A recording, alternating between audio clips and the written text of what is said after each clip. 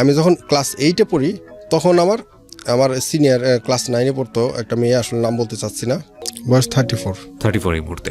জন্ম জেলা কোথায়? জন্ম জেলা মানিকগঞ্জ। মানিকগঞ্জ থেকে আসছেন এখানে নাকি ঢাকায়? না, থাকেন? সাভারে থাকেন। ঠিক আছে, শুরু করেন প্লিজ।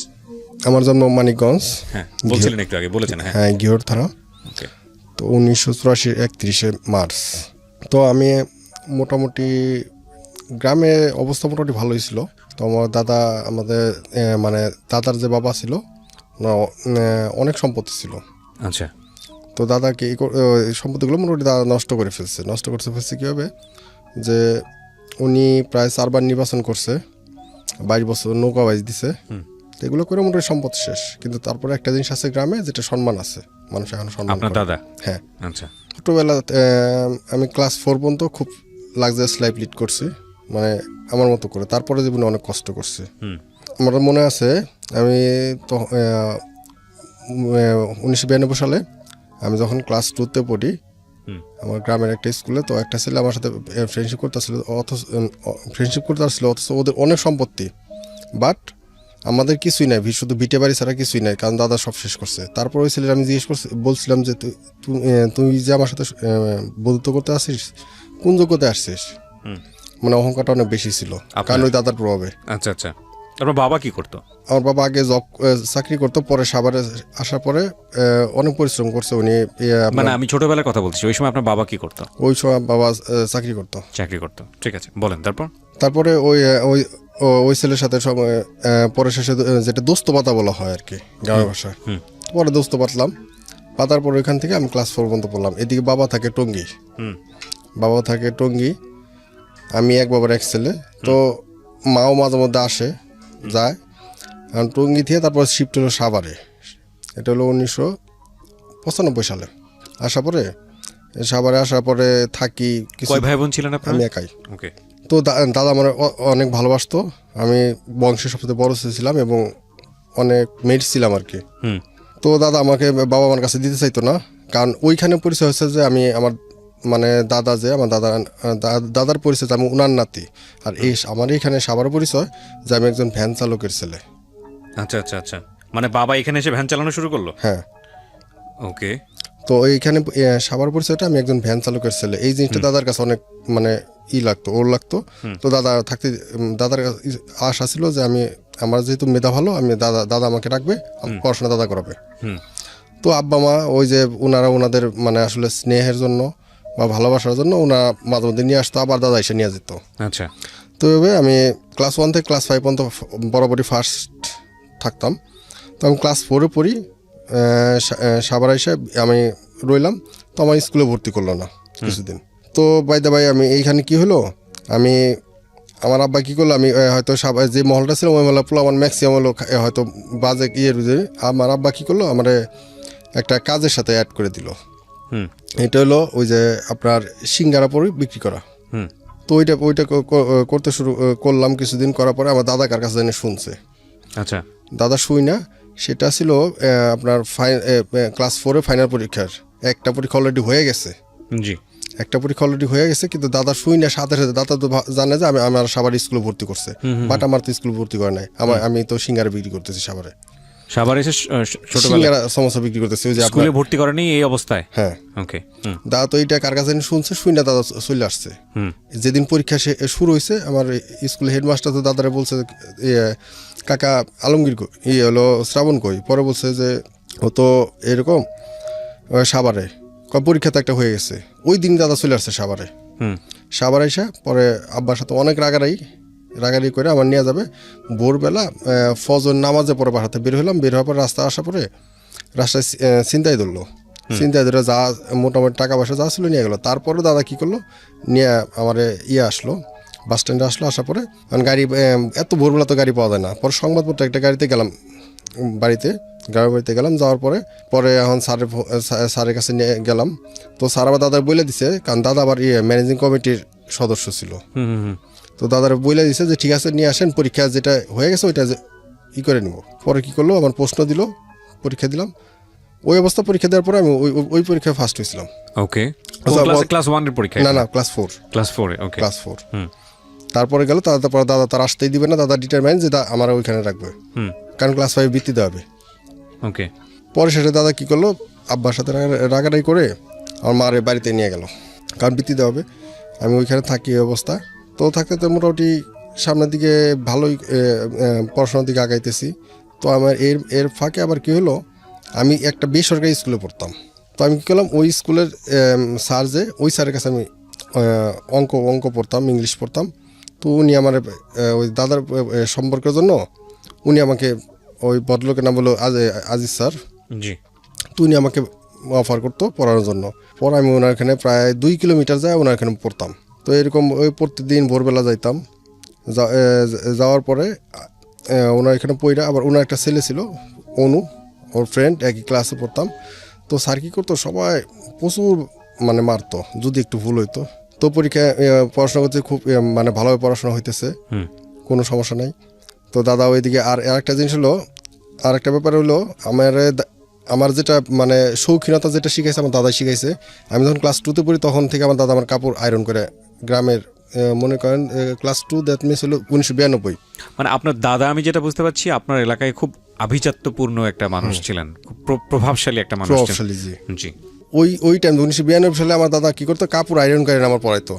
বিশাল ব্যাপার। ক্লাস 2তে পড়তাম, মানে সম্ভব ছিল না, কিন্তু একটা প্রভাব ছিল, এইটাই। বুঝতে পেরেছি, হ্যাঁ। দাদা চাইতো আমি মানে, আর দাদা আমার সবচেয়ে, উনি আমার দাদিরও বলতো যে আমার পৃথিবী একদিকে, আমার এই নাতি হচ্ছে একদিকে। ক্লাস 5 পরীক্ষায় বৃত্তি পরীক্ষা দিলাম, বৃত্তি পরীক্ষা দেওয়ার পরে বৃত্তি পাইলাম। তারপরে এখন ভর্তি হবো কোথায়, আব্বা মা চাইতেছে আমি সাভার নিয়ে আসবে, আর আমার দাদা চাইতেছে আমার ওইখানে ভর্তি করবে। আমার ওইখানে ভর্তি করলো। ভর্তি করার পরে দাদার ডাইরেক্ট কথা যে আমার নাতির দিকে হাত বাড়াবি না, তুই থাকলে তোর জীবন তুই নষ্ট করছো, তুই যা মনে তাই করবা, আমার নাতি আমার কাছে থাকবে। তারপরে আমার ওই হলো ওইখানে যে স্কুল, ওই স্কুল হাই স্কুল, ওইখানে ভর্তি করলো, আঞ্চলিক উচ্চ বিদ্যালয় ফুলহারা। তো স্কুলে ভর্তি হলাম। ভর্তি হওয়ার পরে মোটামুটি চলতেছে। এই দিকে আবার সমস্যা হলো, আমার দাদি মারা গেছে আমি যখন ক্লাস 2তে পড়ি তখন। ওকে। আমার বর্তমান যে দাদি, এই দাদি হচ্ছে মানে পরের দাদি, দাদা পরে বিয়ে করছে। তো এই দাদি ব্যাপার হচ্ছে, এই দাদির সাথে আমার দাদার সাথে, আমার বাবার সাথে একটা ব্যাপার নিয়ে সমস্যা ছিল। ওই একটা সময় এই দাদি আমার তার নিজের চাইতে বেশি ভালোবাসতো, বাট আমার বাবার সাথে যখন ওই ব্যাপারটা নিয়ে সমস্যা হয়েছে, তারপর থেকে এই দাদি আর আমার দেখতে পারে না টোটালি। তো আমার আপনি কি নাতি একটাই ছিলেন? আমার বাবারা 3 ভাই। আচ্ছা। তো আপনার দাদা আপনাকে এত পছন্দ করতো, অন্য নাতিদের? আমার বাবা সবার বড় এবং আমি সবার বড় নাতি, এই জন্য সবাই সবচেয়ে বেশি পছন্দ করতো। আর মোটামুটি কথা বলতাম না, মানে তর্ক করতাম না কখনো, যেটা বলতো ওইটাই ইয়েস, মানে যেটা বলছে ওইটাই ঠিক আছে। আচ্ছা। ওই আমার দাদি কি করতো, ভাত আমার দাদার খুব ভয় পাইতো, আমার দাদার সামনে ভাত দিত, মানে এমন অবস্থা যে ভাত প্লেটের ভিতরে, উপরে ভাতগুলো গরম, ভিতরে ভাতগুলো একদম মানে নরম। এই জিনিসগুলো খুব মানে খারাপ লাগতো মাঝে মধ্যে। তারপরে আমি দাদারে কিছু বলতে পারতাম না, কারণ দাদারে বললে তো আমি তো জানি যে আমার দাদির ইচ্ছা মতো মারবে, এই জন্য দাদারে বলতাম না। তো অনেক কষ্ট করে তাও খাইতাম, এইভাবে চলতো। আমার দাদা আবার এই জিনিসটা আমার ফুফু আমার দাদারে বলে দিল, আমার একটা ফুফু। তো ফুফু একদিন দেখে ফেলছে, আমার ভাতে পিঠে হাত দিয়ে ফেলছে, হাত দেওয়ার পরে দেখছে যে এই অবস্থা। আমার ফুফু আমার দাদারে বলে ফেলছে। পরে তো আমার দাদা দাদিরে রাগ, মানে বাড়িতে মাইরা বাড়িতে বের করে দিচ্ছে। পরে সেটা আমি বললাম যে ঠিক আছে, দাদার বাজার যেয়ে বুঝাইলাম, কারণ সকালে চাটা সবসময় দাদা বাড়িতে খাইতো, এবং আমাদের গ্রামে মোটামুটি সকালবেলা মিনিমাম 30 থেকে 40 জন লোক আমাদের বাড়িতে চা খাইতো, চা আর মুড়ি গ্রামে। সকালে চাটা বাড়িতে খাইতো, বিকেলে চাটা দাদা বাজারে যায় খাইতো। আচ্ছা। তো বিকালে দাদা বাজার চা খাইতে যেত, আমিও যাইতাম, দাদা আমার নিয়ে যেত অলওয়েজ। তো যাইতাম, যাই তারপর দাদার বললাম যে দাদির যা হয়েছে হয়তো খেয়াল করে না, এটা নিয়ে আর কিছু করেন না। তো দাদা আবার আমার কথা মানিয়ে নিল, দাদির আর কিছু বললো না। এইদিকে আবার সমস্যা হলো, আমার ছোট কাকার সাথে বিয়ে হয়েছে আমার আপন খালা। এই খালা আমার বাড়িতে থাকতো। ওই আমি কি করতাম, মাঝে মধ্যে অনেক বেশি ক্ষুধা লাগলে আমার দাদা সবসময় টাকা দিত, আমার কাছে টাকা থাকতো সবসময়। আমি কি করতাম, ওই টাকা দিয়ে খালার কাছ থেকে ভাত কিনা খেতাম। আপনার বাবা এবং মা তখন সাভারে? ওকে।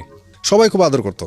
তো ওই কারণে আমার কাছে টাকা থাকতো। আর দাদা তো ওই আপনার ওই টাইমটাতে যখন আমি ক্লাস 1-2 পড়ি তখন দাদা 10 টাকা 20 টাকা আমার দিত।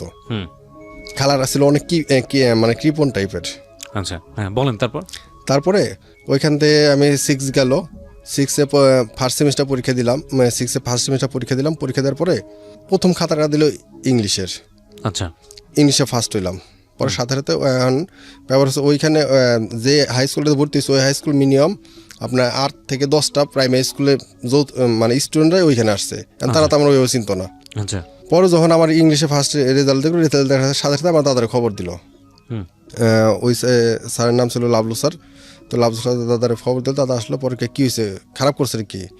পরে দাদার বললো যে না খারাপ তো না, আপনার তো এই নাতিটা আপনি কই রাখছিলেন এতদিন? কয় কেন? বলছে ও তো অনেক ভালো খেয়াল রাখেন। ওকে। তারপর কিছুদিন যাওয়ার পরে আমার কী করলো, সাবার নিয়ে আসলো।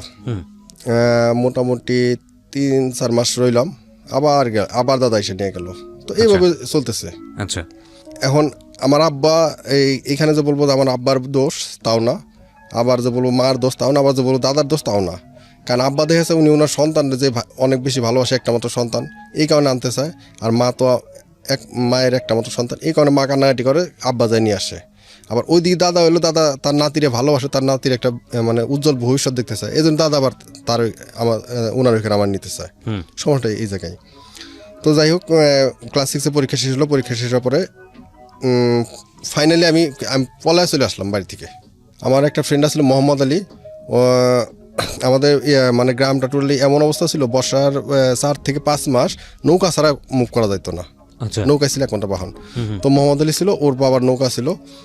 তো আমি লাস্ট ফাইনাল পরীক্ষাটা দিয়ে মোহাম্মদ আলী বললাম যে মোহাম্মদ আলী আমি তো সাভার চলে যাব, আমার কাছে টাকা নাই, ভাড়া লাগবো। পরে মোহাম্মদ আলী কী করলো, আমার 15 টাকা ভাড়া দিল। আমার ওই 15 টাকা দিল। 15 টাকা দেওয়ার পরে আমি ও আবার কী করলো, আমার ওর নৌকা দিয়া মানে 2-3 কিলোমিটার আমাদের বাড়ি থেকে 2 কিলোমিটার দূরে যায় আমার নামাই দিয়ে আসলো। নামাই দিয়ে আসবো আমি ওইখান থেকে গেলাম টেপরাটা হচ্ছে আপনার উথুলির আগে, মানে আরিচাঘাটের আগে আর কি। টেপরা যাওয়ার পরে ওইখান থেকে কেন যাচ্ছেন? আমি সাভার আসবো, মানে বাবা মার সঙ্গে দেখা করতে হবে। চলে আসতেছে, ব্যাগটা নিয়ে চলে আসতেছে। মানে এটা কোন ক্লাস? ক্লাস 6-এ পড়ার সময়? 6-এ পরীক্ষা শেষ করছি, 7 আমি সাভার এসে ভর্তি হবো। তো সাভার এসে 7-এ মানে বাবা মায়ের সঙ্গে থাকবে? বাবা মার সাথে থাকবো। আচ্ছা। কারণ বাড়িতে ওই যে দাদার অ্যাবসেন্সে যে আমার সাথে যে খারাপ ব্যবহারগুলো করে ওগুলো ভালো লাগতো না আপনার? খারাপ লাগতো। আমি পরে শেষে কি করলাম, দাদার একটা চিঠি লিখে আমি চলে আসলাম। আচ্ছা। টেপরা আসার পরে তখন আপনার কাঠবুটি গাড়ি চলতো কিছু। তো ওই গাড়িতে উঠলাম। ওই গাড়িতে 5 টাকা দেনা। মানিকগঞ্জ থেকে সাভার তো বেশিক্ষণ লাগার কথা না? মানিকগঞ্জ না, এটা হলো আরিচার আগে টেপরা। আচ্ছা আচ্ছা। ওইখান থেকে সাভার আসলাম 60 টাকা ভাড়া দিয়ে। আচ্ছা। আসলাম, আইসা বাসায় গেলাম। বাসায় যাওয়ার পরে সে মানে আমি আব্বার কাছে যাই, আমি কান্না করে দিছি। পরে বলতেছে কান্না, পরে শেষে বললাম যে আমি আর বাড়িতে থাকবো না, আমার এইখানে লেখাপড়া করাইতে হবে, কিন্তু আমার লেখাপড়া করাইতে হবে, আমি এইখানে থাকবো। পরে ঠিক আছে। একটাই মাত্র ছেলে ছিলেন? আমি একাই। আচ্ছা। তো আপনাকে ছেড়ে আপনার বাবা মা থাকতো, কষ্ট হতো না তাদের? হ্যাঁ, সেই জন্য তো বারবার নিয়ে আসতো। Okay fine. আমার মনে হয় খুশি হওয়ার কথা। তারপর? হ্যাঁ, তারপর খুশি হলো। তারপরে আব্বা কি করলো, কয় ঠিক আছে। তখন ছিল আপনার তখন কিন্তু পরীক্ষাগুলো শেষ হইতো মোটামুটি ডিসেম্বর শেষের দিকে। তো যে সামনে তো জানুয়ারি, তার জানুয়ারিতে ভর্তি করি। তো ভর্তি করতে করতে স্কুলে ভর্তি করবো, 6 মাস চলে এলো। 6 মাস যাওয়ার পরে আর ভর্তি হইলাম না। পরে যা ভর্তি হইলাম হলো 98-তে। 98-তে ক্লাস 7-এ ভর্তি হলাম সাভারে। 98 সালে আমি কি করতাম, আমার বাসায় থেকে আব্বার জন্য ভাত নিয়ে যেতাম। আচ্ছা। ভাত নিয়ে যেতাম। ভাত নিয়ে যাওয়ার পর ভাত নিয়ে যাইতাম হলো আব্বারে দুপুরে ভাত খাওয়াইতে। তো একদিন এখন আব্বা কী কারণে করছে সেই জানে, হয়তো এমন হইতে পারে যে ওই যে আমার হয়তো মহল্লার প্লাবন থেকে বিরত রাখার জন্য হইতে পারে, অথবা তার টাকার চিন্তাও হইতে পারে। যে কোনো কারণে সেই করছে। আমাদের রিক্সা ছিল, 3-4টা রিক্সা ছিল, একটা রিক্সা আমার হাত ধরাই দিছে। তখন ক্লাস 7-এ ধরা দিছে, মানে রিক্সা চালাইতে বলতেছে? জি। তো ওইটা ধরাই দেওয়ার পরে এই যে ধরলাম রিক্সা, পরে অনেক কষ্ট হলো। স্ট্যান্ড মানে আপনার তখন ভাড়া ছিল মেবি সাভার বাজার থেকে সাভার স্ট্যান্ড আপনার 4 টাকা ভাড়া। চালাইলেন আপনি রিক্সা? হ্যাঁ, চালাইলাম। আসলে খুব কষ্ট লাগলো। কষ্ট লাগার পরে আমি আর কি তারপরে ওই প্রতিদিনই করতাম, যাইতাম, টাইম পাইলেই যাইতাম। দেশের গ্যারেজের রিক্সা আছে, যা চালাইতাম।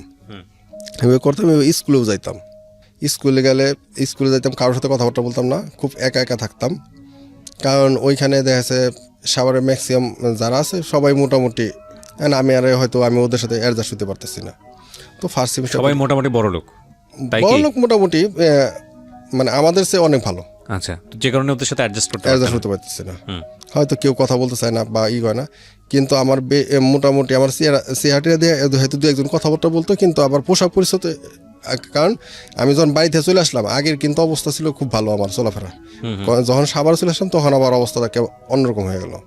আচ্ছা, আমি ক্লাস 7 থেকে আজ পর্যন্ত আমি কখনো আমার বাবার দেয়া কোনো কাপড় পরিনি, টোটালি নিজে নিজে রিক্সা করে। চালায় আর্ন করে যেভাবে মানে আর্ন তো শুরু হয়েছে ক্লাস 4 থেকে, ওই যে হকারি করছি রাইট। ওইখান থেকে, কিন্তু ক্লাস 7 থেকে টোটালি আমি আমার মানে সেলফ ডিপেন্ডেবল হয়ে গেলাম। ওকে, তারপর ওইখান থেকে স্কুলে যাই। এখন আমার তো মোটামুটি টিচাররা দুই তিন গেলেই বুঝতে পারে যে ছেলেটা মোটামুটি মনে হয় একটু ভালো হইতে পারে। তো ফার্স্ট সেমিস্টার পরীক্ষা দিলাম। ফার্স্ট সেমিস্টার পরীক্ষা দেওয়ার পরে ইউসুফ স্যার নামে এক ভদ্রলোক ছিল, উনি কমার্সের টিচার, অ্যাকাউন্টিং টিচার ছিল। তো ওই ভদ্রলোক আমাদের সমাজ বিজ্ঞান ক্লাস নিত। কোন স্কুলে পড়তেন আপনি? আমার স্কুলের নাম ছিল বাড্ডা উচ্চ বিদ্যালয়। বাড্ডা উচ্চ বিদ্যালয়, ওকে। তো ইউসুফ স্যার উনি আমাদের সামাজিক বিজ্ঞান ক্লাস নিত। তো উনি ছিল মূলত কমার্সের টিচার। তো ইউসুফ স্যার হচ্ছে কি আমাদের একই জেলায়, বাট মানে পার্শ্ববর্তী থানা, আমাদের থানা ঘিওর থানা, ওনার বাড়ি ছিল দৌলতপুর থানা। আচ্ছা, তো ওই জায়গায় ওই এলাকার যে ভাষা, এই ভাষাগত কারণে স্যার আমার একটু কাছে টানা পরে কথাবার্তা বলার পরে কী করলো, মানে যে ম্যাডামরা সবচেয়ে বেশি মানে দেখতে পারতো না, সেই ম্যাডামটাই ফার্স্ট সেমিস্টার পরীক্ষা পরে ওই ম্যাডামটার সাথে প্রিয় ছাত্র হই আমি।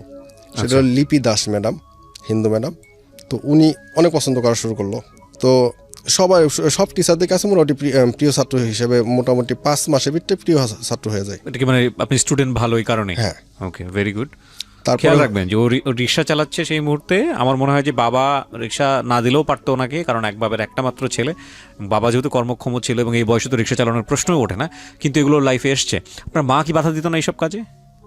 কিন্তু সমস্যা সম্ভব আর মানে একরোখা টাইপের, কেমন জানে। আচ্ছা, মানে যা বলবে সেটা মানতে হবে। ঠিক আছে, বলেন তারপরে ওই ফার্স্ট সেমিস্টার পরীক্ষা যায়, সেকেন্ড সেমিস্টার যায়, তারপরে ফাইনাল পরীক্ষা যখন যায় তখন কি করলো, আমার দাদা আসলো একদিন স্কুলে। আমি আমার দাদারে যেদিন আসছিলাম, আমার ওই যে চিঠি লেখা আসছিলাম না, আমি দাদারে বলছিলাম দাদা আমি আমার মানে বড়টিয়া ইউনিয়নে এখানে আমার বা ঘিওর থানা আমার পরিচয়, আমি মাধুর নাতি। আর সাবার পরিচয় হবে যে আপনি যখন যাবেন আপনি শ্রাবণের দাদা, আমি এই পরিচয় আপনার মানে এইভাবে। পরে আমার দাদা আসলে যাওয়ার পরে স্কুলে যায় ফাইনাল পরীক্ষা কিছুদিন আগে।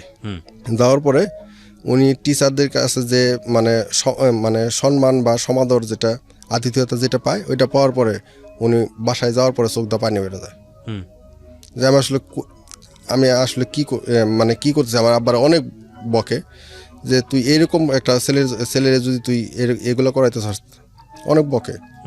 তারপরে শেষ ওইভাবেই চলতে থাকে, কিন্তু আর কমে না।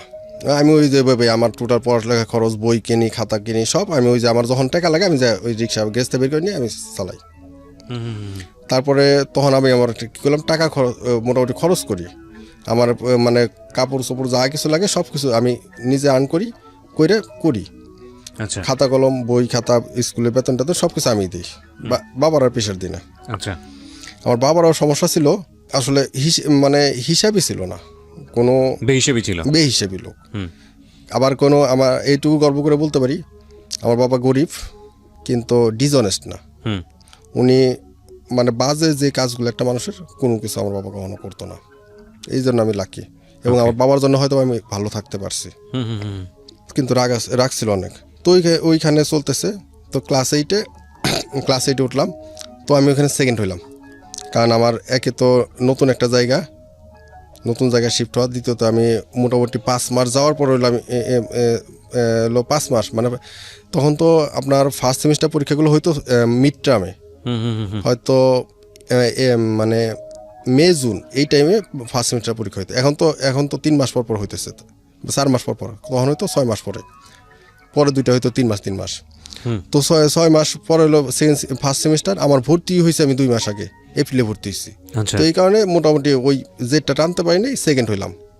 সেকেন্ড হওয়ার পরে ফার্স্ট হলো ইয়াসির নামে একটা ছেলে, ও এখন মিরপুরে আছে, ব্যবসা বাণিজ্য করে।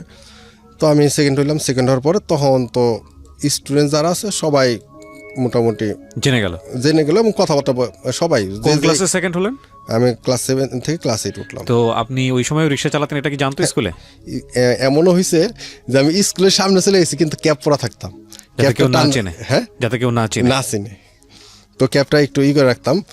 তো অনেকে দেখতো। তো আমার একটা স্যার ছিল শফিক স্যার, অনেক রাগী স্যার অনেক মানে আসলে অনেস্টলি অনেক ভালো লাগে স্যার সত্য বলতো এবং কখনো অন্যায়ের সাথে আপোষ করতো না।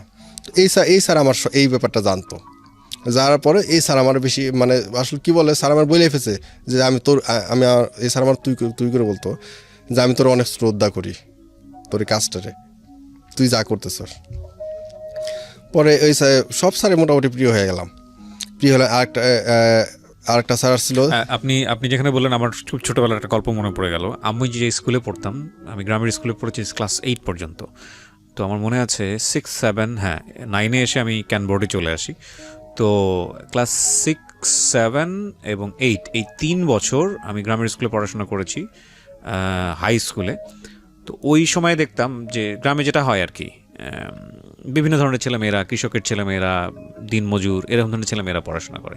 তো ওখানে একটা ছেলে পড়তো, সে সম্ভবত আমাদের সাথে, আমি নামটা এই মুহূর্তে মনে করতে পারছি না, অনেক আগে আমার ভুলে গেছে, আমার ক্লাসমেট। ও করতো কি, মাঠে হাল দিয়ে ক্লাসে আসতো এবং ও থার্ড ছিল, আমার যত থার্ড অথবা ফোর্থ ছিল, খুব ব্রিলিয়ান্ট ছিল। তো আমরা সবাই তাকে অন্যভাবে রেসপেক্ট করতাম এবং স্কুলের টিচাররাও তাকে অন্যভাবে দেখতো। আমি ঠিক জানি না এরপরে আর কমিউনিকেট করা হয়নি, ওর লেখাপড়া কতদূর পর্যন্ত হয়েছে। একটু বয়সে একটু বেশিও ছিল, যে কারণে হয়তো সবাই একটু অন্যভাবে সম্মানও করতো। যাক, আপনার গল্পটা শুনে আমার মনে পড়ে গেল, বলেন। তারপর ওইখান থেকে যখন মানে সেকেন্ড হওয়ার পরে ক্লাস 8 আবার দাদা চলে আসলো। 8 ওঠার পর দাদা চলে আসছে যে বৃত্তি দিতে হবে, এইখানে দিবি না ওইখানে দিবি। আচ্ছা, তখন তো আবার আরেকটা ব্যাপার, আমার তো স্কুলে বেতন লাগতেছে না। আচ্ছা, যেহেতু আপনি ভালো রেজাল্ট করেন, না বৃত্তি পাইছি ক্লাস 8 পর্যন্ত আমার ফ্রি। 5-এ বৃত্তি পেয়েছেন? হ্যাঁ, 5 বৃত্তি পেয়েছি। আচ্ছা, ক্লাস 8 পর্যন্ত ফ্রি। ওকে। তো ওই দাদা আসলো নেওয়ার জন্য। আমার স্কুলে গেল যে আমি তো ওটা বৃত্তি দিতে চাইতেছি, আমার গ্রামে নিয়ে যাই। পরে আমার স্যার, সে প্রধান শিক্ষক ছিল তোফাজ্জল হোসেন স্যার এখনো আছে, খুব ভালো একজন লোক। তো স্যার কি করলো, দাদারে অফিসে সোফার পিঠে বসে দাদারে বললো, দেখেন আমি আসলে আমার স্কুলটা নতুন স্কুল, আমি আমার স্কুলের জন্য ওরা চাইতেছি, আপনারা নিয়েন না, আমার স্কুল একটা মানে সম্পদ, আপনার সিটি কোর্স করছি, ওর যা করা লাগে আমরা করবো, আপনারা নিয়েন না। স্কুলটা ছিল অবশ্য নতুন, 1997 সালেই মানে শুরু হয় স্কুলের। তারপরে মোটামুটি পড়াশোনা ভালোই চলতেছে, এদিকে আমি টুকটাক কাজকর্ম করতেছি, করতে করতে মোটামুটি ভালোই। তো তখন আমার মানে বন্ধু বান্ধব নাই। আচ্ছা, তখন আমি মোটামুটি ক্লাসমেট ছাড়া কারোর সাথে মিশি না, বন্ধু বান্ধব নাই। আর আমার দেখা যাচ্ছে বাজে কোনো কিছুতে নাই। দেখা যাচ্ছে শহরে থাকলে হয়তো মানে 6, 7 পর অবস্থায় দেখা যাচ্ছে মানুষ স্মোক করে বা এরকম কিছু ছিল না। তো আমি এইখানে শুধু একটা জিনিস চিন্তা ভাবনা করতাম যে আমার কারণে যেন আমার বাবার কখনো বলে না যে ও রিক্সা ভ্যান চালায়, পোলা ভাব ধরে। এই জিনিসটা সবসময় মাথায় থাকতো এবং আমার কারণে আমার বাবা যেন কোনো প্রশ্নের সম্মুখীন না হয়, এই জিনিসটা মাথায় রাখতাম। তো এই কারণে আজ পর্যন্ত কখনো কেউ কিছু বাবার কাছে বিচার দিতে পারে নাই। তো এই কারণে ভালো। তো চলতে আমি বৃত্তি পরীক্ষা দিব। তো বইটই কেনা হলো। এখন বইটই কেনার পরে তখন একটু মানে আশেপাশে আর কি 2-4 জনের সাথে অন্য স্কুলে একটা ফ্রেন্ডের সাথে সম্পর্ক হইতেছে, অন্য স্কুলে মানে আশেপাশে স্কুলগুলোর 2-4টা ফ্রেন্ডের সাথে ওরা পরিচিত হয়ে গেল। তখন কি হলো, লজ্জা হয়ে গেল মোটামুটি। ক্লাস 8-এর শেষের দিকে নিজের ভিতরে একটা লজ্জাবোধ কাজ করা শুরু করলো। তখন কি করা যায়, তখন ডাইরেক্ট বলে ফেললাম যে না, আমি এটা করা সম্ভবই না, আমার অন্য কিছু করতে হবে। অন্য কিছু কি? পরে আমি কী করলাম, টিউশনি শুরু করলাম। তো এলাকাতে টিউশনি করতাম। তার পাশে দেখা যাচ্ছে আমি এমন আছে 8-এ পড়ে আমি ক্লাস 6-7-এর টিউশনি করছি। আচ্ছা, 2-3টা টিউশনি করতাম আর কি। স্কুলে ক্লাস 7-এ দুইটা একটা ছেলে ছিল, একটা মেয়ে ছিল, ওদের 2জনটা পড়াতাম, আর এলাকায় ছিল একটা, এই 2টা টিউশনি করতাম। তো এভাবে ভালোই চলতে তো আমি ক্লাস 8-এ বৃত্তি পরীক্ষা দিলাম। তো আনলাকিলি আমি বৃত্তিটা পাই না। আচ্ছা, বৃত্তি না পাওয়ার জন্য এইখানে আমার ইয়ে আছে, ওই যে বললাম যে আমি একটু একটু বাহিরে কেবল বের হইতেছি, মানে বন্ধু হইতেছে, আর বন্ধু হওয়ার জন্য আমার লজ্জাটা ভিতরে চলে আসছে। মোটামুটি বলা চলে এইখান থেকেই শুরু। তো ওইখানে আমি যখন ক্লাস 8-এ পড়ি তখন আমার সিনিয়র ক্লাস 9-এ পড়তো একটা মেয়ে, আসলে নাম বলতে চাচ্ছি না, টোটাল স্কুলের ভিতরে অনেক সুন্দর ছিল। আসলে ও আমি আমার ফ্রেন্ডে ওই যে কি গ্রামের ভাষায় বলে আপনার হলো একটা গোটা আছে হিজল ফল। তো আমাদের স্কুলের যে মাঠের এক পাশে একটা হিজল গাছ আছে। তো আমার ফ্রেন্ড রফিক ও কি করছে, ও একটা হিজল গাছ থেকে পাইরে আমার মারার পর ওই হিজলটা যাই করছে ওই সিনিয়র আপুর গায়ে লাগছে। ওই আপুর গায়ে লাগছে, পরে ওরে বলতেছি কিরে তুই মানে দেখে শুনে মারবি না, আর একটা আপুর গায়ে লাগছে। পরে মেয়েটা আমার দিয়ে তাকায় রয়েছে, তাকায় থাকার পরে মেয়েটা নাকি পরে যায় খোঁজ খবর নিচ্ছে যে আমি কে। মেয়েটা আমার ব্যাপারে খোঁজ খবর নিচ্ছে যে না, পরে আমারও আমি কেমন জানি মেয়েটা যে তাকাইছিল ওইটা ভালো লাগছে। পরে কি করলো, মানে সিনিয়র আপুকে ভালো লাগছে? হ্যাঁ ভালো লাগছে। কত সিনিয়র ছিল? এক ব্যাচের। আমি ক্লাস 8-এ পড়তাম, উনি 9-এ পড়তো। ওকে। তো মেয়েটা আমার প্রতি মোটামুটি আমার ভালো লাগার কারণ হচ্ছে যে পরে খোঁজ খবর নিচ্ছে যে মোটামুটি ভালো একটা স্টুডেন্ট, এই জন্য। তো মেয়েটা কী করলো, আমার অফার ঘটনা ওই যে মোটামুটি 3-4 মাস এভাবে হয়তো তাকায় থাকতাম। বা ও যখন আপনার টিউবওয়েলে পারে যাইতো আমি তখন যাইতাম, অথবা আমি যখন পানি খেতে যেতাম ও যাইতো।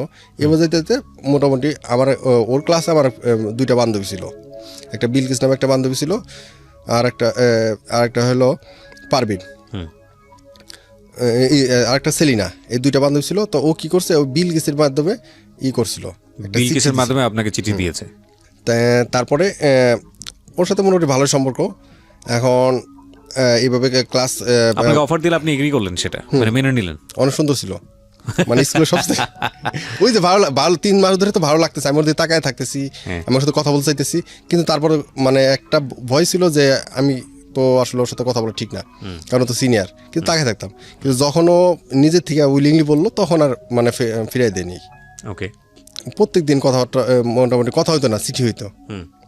সো চিঠি মোটামুটি সিরকুট লিখে দিত, আমিও দিতাম, এবার যাইতো।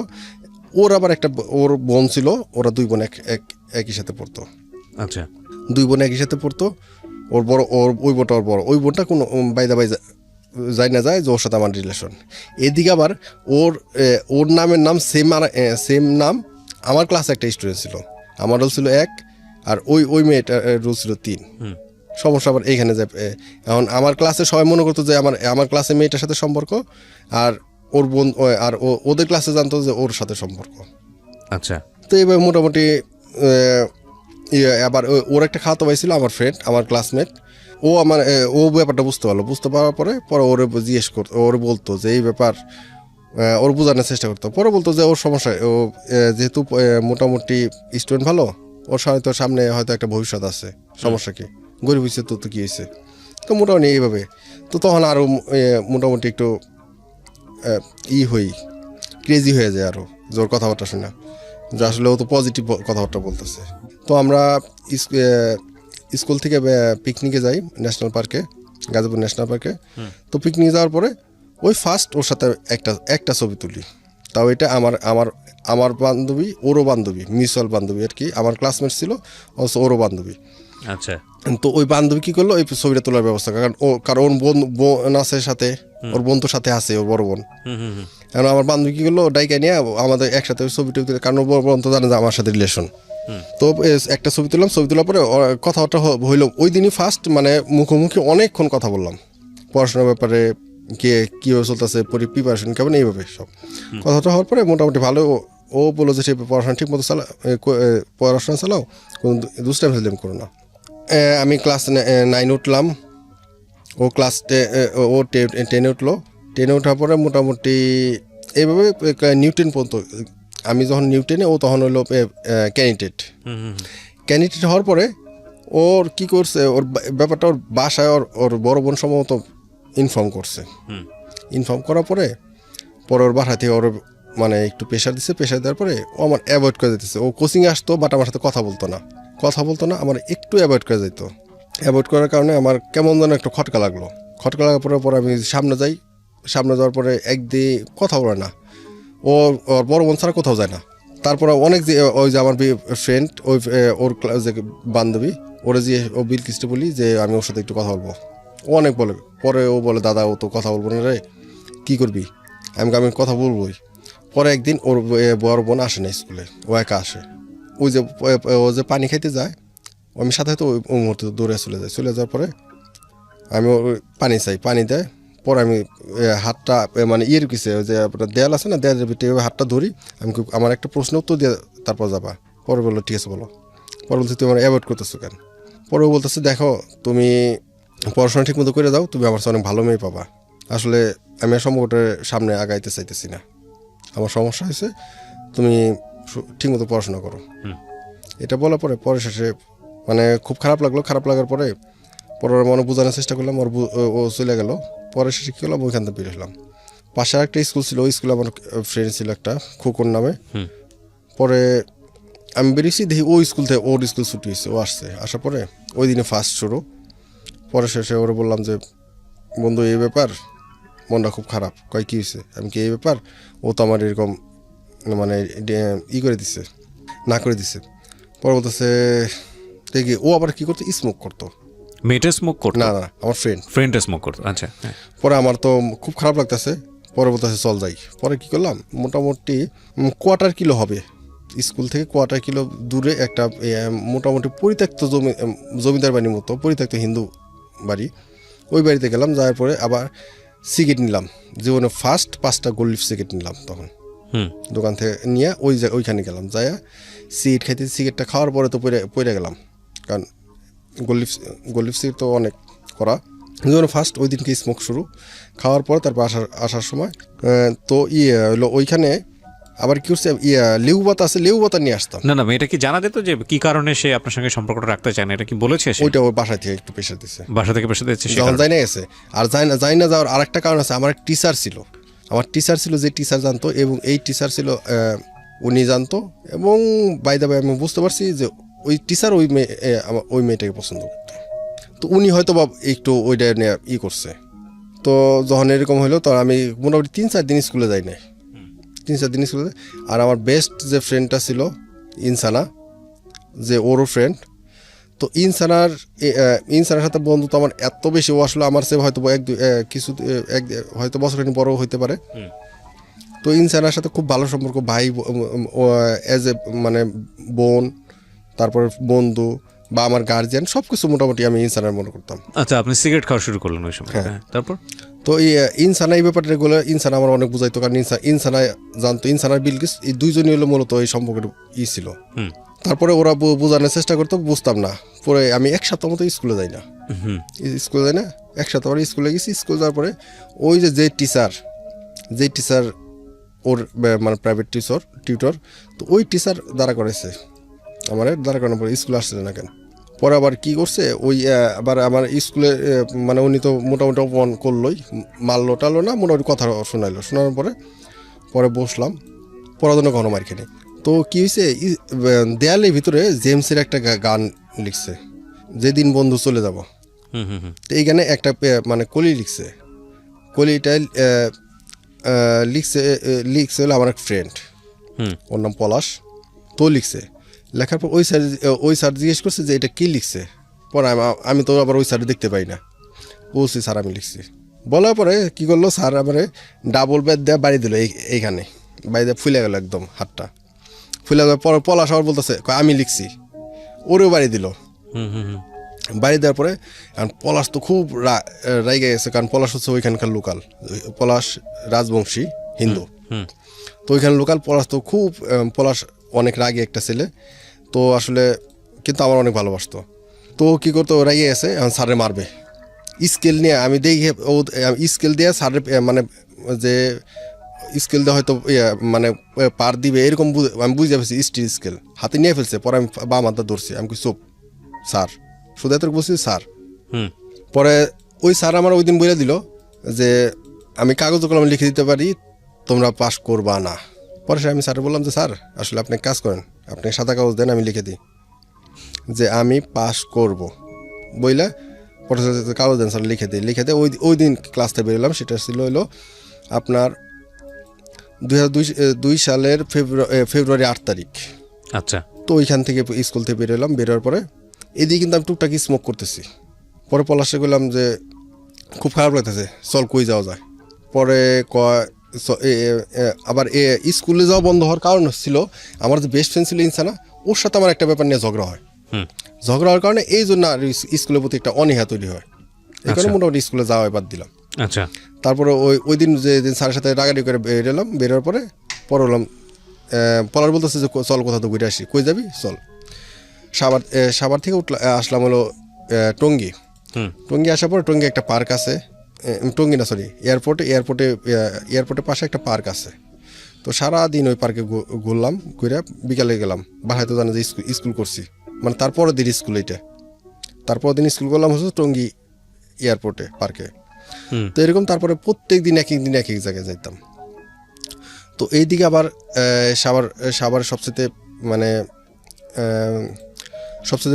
মানে বেশি বয়সে যে স্কুল সাভার অধ্যুষিত উচ্চ বিদ্যালয়, ওই এবং সাভার কলেজ দুইটা পাশাপাশি। তো ওইখানে কি হলো, ওই অধ্যুষিত স্কুলের মোটামুটি ছেলেদের সাথে আমার একটা সম্পর্ক হয়ে গেল। ওইখানে একটা ফ্রেন্ড ছিল। আপনি কি লেখাপড়া বন্ধ করে দিলেন? না। আচ্ছা, কন্টিনিউ। ওকে। বাসায় পড়তেছি কিন্তু স্কুলে যাচ্ছেন না? স্কুলে যেতেছি না, এখন বাসায় জানতেছি আমি পড়াশোনা করতেছি, কিন্তু আমি পড়াশোনা বন্ধ। তো ওইখানে আমার অধসন্ধ কিছু ছেলেপেলের সাথে সম্পর্ক হইলো। দেশে হয়তো আমার এক ব্যাচের জুনিয়র একটা ব্যাচ ছিল, জুনিয়র ব্যাচটা ছিল আমার এলাকার ছেলে। ওইখানে ছিল শমশের, ওরা ছিল আর কি। আর আমাদের ব্যাচ পরে আবার আমাদের যে ব্যাচ, ওই ব্যাচের সাথে সম্পর্ক হলো। ইভেন আমাদের ব্যাচের এক ব্যাচ সিনিয়র যারা কলেজে ফার্স্ট ইয়ারে, তাদের সাথে সম্পর্ক হলো। 3টা ব্যাচের সাথে সম্পর্ক মেনটেন করা শুরু করলাম। তো মোটামুটি ওইখানে যাওয়ার পরে ওই সারাদিন ওইখানে ঘুরতাম ফিরতাম। আর ওই জায়গাটাতে এমন হয়েছে, মানে মোটামুটি ওইখানে আমার যে ব্যাচটা ছিল, ওই ব্যাচটা ছিল যে 3 ব্যাচের সমানে যে ফ্রেন্ড সার্কেলটা, এই সার্কেলটা ছিল এমন যে খুব দুর্দর্শ। ওরা খুবই দুর্দর্শ।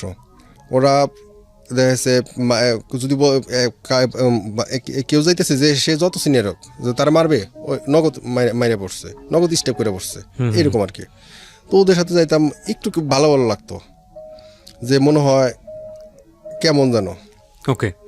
তো ওদের সাথে নিজের ভিতরে একটা অন্যরকম ব্যাপার, হিরো ব্যাপার, হিরোজম চলে আসছে। তো ওদের সাথে যাইতাম। তো এরপরে আবার কি হলো, এদিকে তো ওর কাছ থেকে আমি তো ধুমসি স্মোক করতেছি। বাই দ্য টাইম আমার এক ফ্রেন্ডের বিয়ে।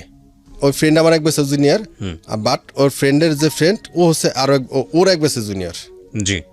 তো আমি তখন নিউটনে পড়ি, আর আমার ওই ফ্রেন্ড 9-এ পড়ে, আর ওর যে ফ্রেন্ড ও হচ্ছে ক্লাস 8-এ পড়ে। ওই ফ্রেন্ডের বিয়ে, ইয়াসমিন ওর নাম।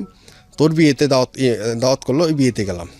বিয়েতে যাওয়ার পরে ওই ইয়াসমিনের এক ফ্রেন্ড হচ্ছে পিঙ্কি, ও আসলো, ওর সাথে পরিচয় হলো। পরিচয় হওয়ার পরে মোটামুটি সাথে আমি সায়েন্সে ছিলাম, ও আবার সায়েন্সে ছিল।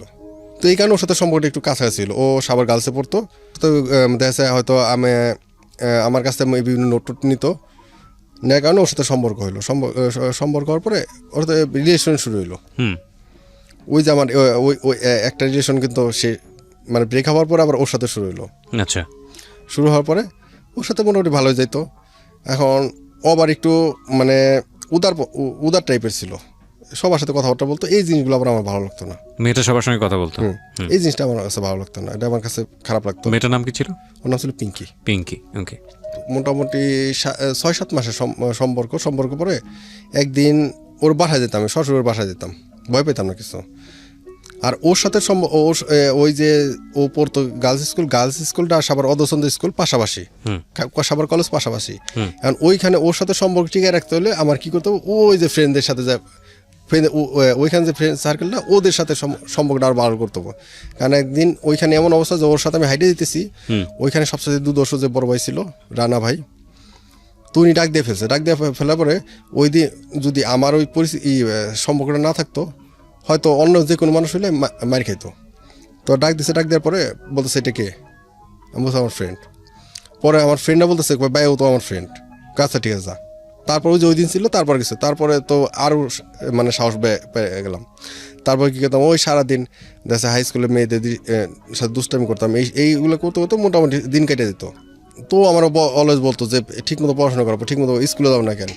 তো আমি কি করতাম, আমি শুধু ঠিক মতো করতাম যে 2টা টিউশনি করতাম, টিউশনি 2টা ঠিক মতো করতাম, বাকি আর কোনো কাজ ঠিক মতো, আমার পড়াশোনা আমি কিছু ঠিক মতো করতাম না। হয়তো বাসায় বলতাম আমি কোচিং করি, কোচিং করতাম না, টোটালি আমি হ্যাঁ। তো এইভাবে আমি আস্তে আস্তে কি ওই স্মোকের সাথে সাথে আপনার মোটামুটি ইটা খাওয়া শুরু করি, উইড যেটা গাঁজা। ওইটা খাওয়া শুরু করি, ওই যে কলেজের ফ্রেন্ডদের সাথে ওইটা খাওয়া শুরু করি। তারপরে মোটামুটি টুকটাক মারামারি শুরু করি, যে কেউ কিছু বলছে হয়তো তার সাথে একটু মানে অ্যারোগেন্সি গ্রো করতেছে নিজের মধ্যে এইভাবে। তো করতে করতে তো এদিকে আমার কি হলো, আমার এমন অবস্থা হয়েছে যে আমি ঘুম থেকে উঠে দেখা যাচ্ছে বাসাতে বেরিয়ে হয়তো 5 মিনিট যায় আমি একটা সিগারেট খেতাম আগে। আর এখন কি হয়েছে, ওই কাজটা করতেছি আমি উইট খেতেছি, মানে টোটালি আমার সকাল বিকাল লাগতেছি। আচ্ছা আমি সময় মতো ক্লাস 10-এ একজন স্টুডেন্ট। তো আমি দেখতেছি যে আমি মোটামুটি শেষ। আর বাবা মা জানতে পারতেছে না এই কারণেই, কারণ আমি যে এই কাজগুলো যত প্রায় 2 থেকে 3 কিলোমিটার দূরে যে আমি কাজগুলো করতেছি, কাজগুলো করে আবার একদম রেডি হয়ে সুবোধ বালকের মতো এসে বাসায় এসে শুয়ে থাকতেছি, দেখে কিছু বুঝতেছে না। আমি ঠিক মতো ব্যাগ ট্যাগ নিয়ে যেতেছি, পড়াশোনা করতেছি। আবার যদি ওই টিউশনি 2টা না করতাম তাহলে বাবা মা বুঝতে পারতো যে ওর কোনো সমস্যা, কারণ টিউশন 2টা একটা হলো বাসার পাশে আর একটা হলো একটু দূরে, ওই 2টা দেখতেছি আমি ঠিক মতো পড়াইতেছি। খুব মানে বাজে অবস্থার দিকে চলে গেলাম। তো যাওয়ার পরে আমার টেস্ট পরীক্ষা আসলো, তখন স্কুলে গেলাম। স্কুলে যায় ওই যে আমার যে প্রিন্সিপাল স্যার তোফাজুল স্যার বললাম স্যার আমি পরীক্ষা দেবো। তুই পরীক্ষা দিবি, তুই তো ওই ক্লাসই করস নাই। আর টোটাল 8টা মাসে একদিন আমি ক্লাস করি নি, 8 মাসে একদিনও ক্লাস করি নি। পরবর্তী তুই কীভাবে পরীক্ষা দিবি? আমি পরীক্ষা দিব। পরে শেষে স্যার কী করলো, পরীক্ষা দেওয়ার ব্যবস্থা করে দিল। পরে পরীক্ষা দিলাম। পরীক্ষা দেওয়ার পরে ক্লাস 1 থেকে ক্লাস 10 পর্যন্ত ফার্স্ট ছিলাম। একবার শুধু ওই যে নতুন শিফট হওয়ার জন্য সেকেন্ড হয়েছিলাম। অথচ আমি ফিজিক্স রিটেনে ফেল করলাম ম্যাট্রিক পরীক্ষায়, মানে টেস্টে ফেল করলেন? ওকে, হ্যাঁ, ফিজিক্স রিটেনে ফেল করলাম। টেস্টে ফেল করার পরে শেষে স্যার ওই যে শফিক স্যার আমার ডাইকা স্যার চোখদা পানি, ওনার চোখদা পানি, তুই কী করলি এটা? তোর আমি এত আশা করছি, আর আমি মানে তোর সব কিছু তুই আর ভালো নাই। স্যার আমি বলে ফেললো যে তোর আমি আগে সম্মান করতাম, এখন তো তোর সাথে কথা বলতে আমার বাড়তেছে। তুই আগে সেই শ্রাবণ নাই, তুই শেষ। পরে স্যার বললাম না স্যার, আমি আপনার সে আগের শ্রাবণই আছে, আমার সুযোগ দেন। পরীক্ষা দে। পরে ফর্ম ফিল আপ করলাম। ফর্ম ফিল আপ করার পরে পরীক্ষা দিলাম। আমার সিট পড়লো মিরপুর মফিদিয়াম স্কুল অ্যান্ড কলেজে, আমিনবাজার আর কি। বায়োলজি পরীক্ষা আমার সাইডম্যান ছিল হলো বনগাঁও উচ্চ বিদ্যালয়ের একটা মেয়ে ফুল। ও দেখতেছে কান্না করতেছে। পরে শেষে কী যায়, মানে ও কান্না করার পরে ওর আমি মানে বায়োলজি 2-3টা প্রশ্ন ডাইরেক্ট লিখে দিলাম। আমার একটা জিনিস পারতাম না, মানে অন্যেরটা মানে দেখে লিখতে পারতাম না, নকল করতে পারতাম না। আমার মনে আছে আমি ক্লাস 6-এ একটা জ্যামিতি নকল করতে যায় আমার খাতা নিয়ে গেছিলো, অথচ জ্যামিতি ছাড়া 15 মার্কের জ্যামিতি, তখন ক্লাস 6-এ 15 মার্কের জ্যামিতি 85 মার্ক অ্যান্সার করেছিলাম। 85 মার্কে 85 পাইছিলাম, বাট ওই জ্যামিতি যেটা করতে যাই ধরা খাইছি, ওই মার্কটা বাদ বাকি সবই পাইছিলাম। খাতা নিয়ে গেছিলো স্যার। তো জীবনে একবার নকল করতে গেছিলাম, ধরা খেয়েছিলাম। তারপরে কখনো চুরি করতে যাইতাম না, কিন্তু মানুষের দেখাইতাম খাতা। তো ওই মেয়েটারে কী করলাম, আমি লিখে দিলাম। লিখে দেওয়ার পরে আমার বায়োলজির 2টা প্রশ্ন, টোটাল প্রশ্নের নাম্বারটা উল্টাপাল্টা হয়ে গেল। বাসায় এসে কারণ আমি কি পরীক্ষা দিচ্ছি আমি তো বুঝতে পারতেছি। তো আবার সামাজিক বিজ্ঞান পরীক্ষা পিঠে আমার পক্স হইলো। তো এইভাবে পুনরায় পরীক্ষা দিলাম, কিন্তু বায়োলজি পরীক্ষাতে আমি কনসার্ন, কারণ আমি বুঝতেছি যে আমি ফেল, কারণ 2টা প্রশ্নের টোটাল নাম্বারটা উল্টাপাল্টা করে ফেলছি, এবং 2টা প্রশ্ন আমি কনফার্ম যে কাটা। কিন্তু মোটামুটি মানে খাতার বিটে এইভাবে লিখছি যে যদি ভালো টিচার হয় মার্ক দিবে।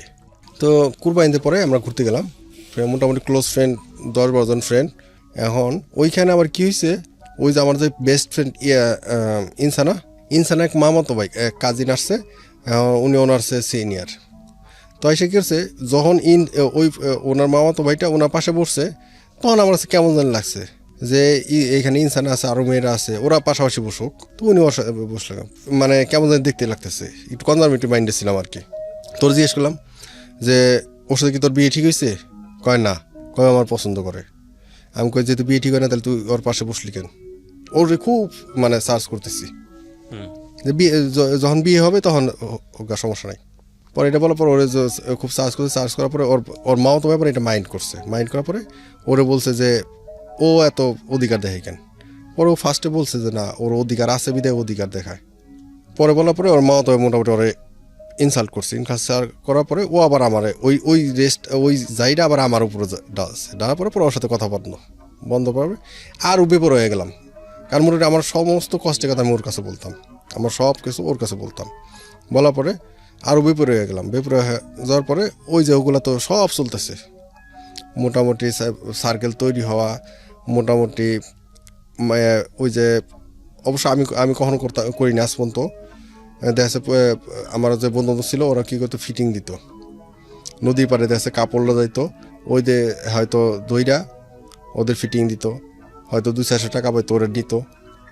তা আমি কখনো ওগুলো করতাম না। আমি কী করতাম, ওই যে আমি টাকা নষ্ট করতাম, কিন্তু আমার পরিশ্রমের টাকা নষ্ট করতাম। রেজাল্ট আউট হবে।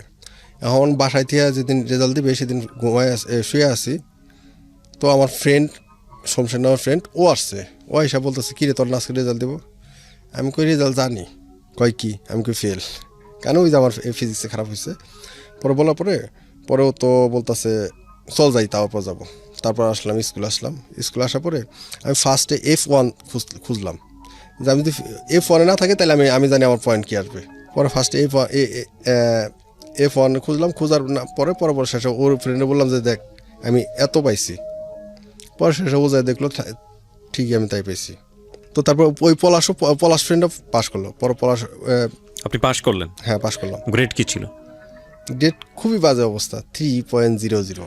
আচ্ছা, না যা কিনা আসলে আমার আসলে ওইটা বলা চলে যে ওইটা আমার আসলে মানে প্রাপ্য হয়ে গেছিলো। আমার পরিণতি এইটাই ছিল পরিণতি মোটামুটি। যাই হোক আর কি। হ্যাঁ, তো আপনি ওই মেয়েটা কোনো রকম পাশ করলেন আর কি? হ্যাঁ, না এটা আবার মানে কারণ আছে কেন, আসলে অহংকার পতনের মূল এটাই। তো ওই মেয়ের কোন এক ব্যাপারে তর্ক করতে পরে সে বলছিলাম দেখ আমি যে তোর পছন্দ করুম, কেন করুম, মানে ওরা বলছিলাম যে আমি হয়তো এটা হলো ক্লাস 9-এর শেষের দিকে, তখন তো মানে খুব ভালো পড়াশোনা হইতেছে, তো আমার স্পিরিট অন্যরকম। পরে আমি বলছিলাম যে আমি যে ইউনিভার্সিটিতে বা যেখানে হয়তো এরপরে করবো, ভর্তি হবো, তুই বারান্দা যাইতে পারবি না, তাহলে আমি তোর সাথে কিসের জন্য অ্যাফেয়ার করবো। যাই হোক, আমি একটা জিনিস যেটা বুঝতে পারছি যে আমি আসলে এইভাবে দেখছি না, এগুলো চলমান জীবনের ঘটনা। অহংকারটা হয়তো আপনি আপনার দাদার কাছ থেকে পেয়েছেন, সেটা অন্য হিসাব।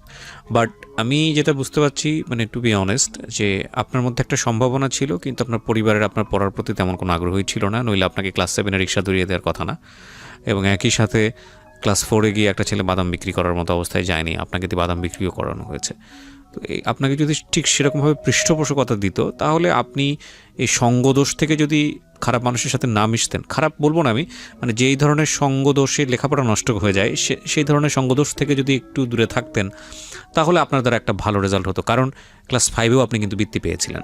এগুলো একটু নোট করার মতো। হ্যাঁ, এরকম অনেক ছেলে মেয়ে আছে যারা খুব ব্রিলিয়ান্ট, এসএসসি পর্যন্ত অনেক ভালো রেজাল্ট করে, কিন্তু পরবর্তীতে গিয়ে অনেক ঝরে যায়। আমি আমার ইউনিভার্সিটি লাইফে এরকম পেয়েছি, এসএসসিতে স্ট্যান্ড করা, ইন্টারমিডিয়েটে স্ট্যান্ড করা, কিন্তু নোংরা পলিটিক্স করতে গিয়ে সে ছেলে হারিয়ে গেছে।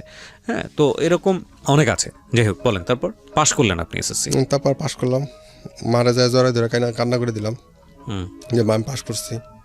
মা অনেক খুশি। ফ্যামিলিতে এটা নিয়ে খুশির কথা, কারণ আপনাকে তো লেখাপড়া করাতেই চায়নি। জি না, লেখাপড়া করতেছে, বাসায় তো জানেই না যে আমি কি করতেছি।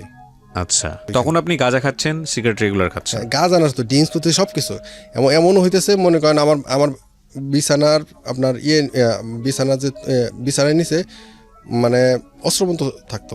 অস্ত্র বলতে অস্ত্র পেলেন কোথায়? এই তো ওই যে ওদের গ্রুপের সঙ্গে মিশতেন, ডাকাতে যারা করতো এদের সঙ্গে মিশে আপনি অস্ত্র রাখতেন? মারামারি করতে তো তখন সিকিউরিটি ব্যাপার। অস্ত্র বলতে কি ধরনের অস্ত্র থাকতো? এই আপনার দাটা এগুলা। আচ্ছা, তারপরে আপনার রিভলভার করতেছে। এই গ্রুপটা পেতো কার কাছ থেকে? কার কাছ থেকে পেতো এই গ্রুপটা? ওরা পাইতো এরকম পলিটিক্স করলে যা হয়। ওকে, বুঝতে পেরেছি। আপনি অনেক কিছু এখানে এক্সপ্লোর করতে চাচ্ছেন না, ঠিক আছে, বাট আপনি সিচুয়েশনটা বোঝাচ্ছেন। হ্যাঁ, তারপর এইভাবে চলতেছে। পরে কলেজে ভর্তি। এখন দাদা তো আইসা খুব রাগ আমার প্রতি, আমার অনেক বকাঝকা করলো, কারণ দাদা তো রেজাল্টে সন্তুষ্ট না। দাদা স্বপ্ন ছিল অন্যরকম। পরে দাদা অনেক বকাবকি করলো, পরে দাদা বললো যে চল বাইরে যা ভর্তি হবে। আমি কই না, যা হয়েছে হয়েছে। আবার পরে শেষে ভর্তি হলাম সাভার বিশ্ববিদ্যালয় কলেজে। ফার্স্টে আবার সে একই ভুল করলাম, আবার যা সায়েন্সে ভর্তি হলাম। আচ্ছা, যেগুলো আগে করছে আসলে মানে ডিরেকশন দেওয়ার মতো কেউ না থাকলে যা হয় আর কি। আবার সে একই ভুল করলাম। ভুল করার পরে 5-7 দিন ক্লাস করার পরে একটা বড় ভাই সে আমার বুঝাইলো। সে সেকেন্ড ইয়ার পড়তো, সে অনার্স ফার্স্ট ইয়ার পড়তো। তার সাথে পরিচয় পরে সে আমার মোটামুটি ওই যে বললাম না ওইখানে আড্ডা দিতে পরিচয় হয়েছিল। পরে সে বললো যে তুমি কেন সায়েন্স নিতেছো, তুমি তো সায়েন্স নিয়ে সামনে আগাইতে পারবো না, এখন তুমি সায়েন্স নিয়ে পড়াশোনা করবা, তোমার প্রচুর সময় দিতে হবো, আর তুমি ঘুরে ফিরে বেরোও, তুমি যা করতেছো এগুলো তো পড়াশোনা করতে পারবো না, তোমার পড়াশোনা বন্ধ হয়ে যাবে।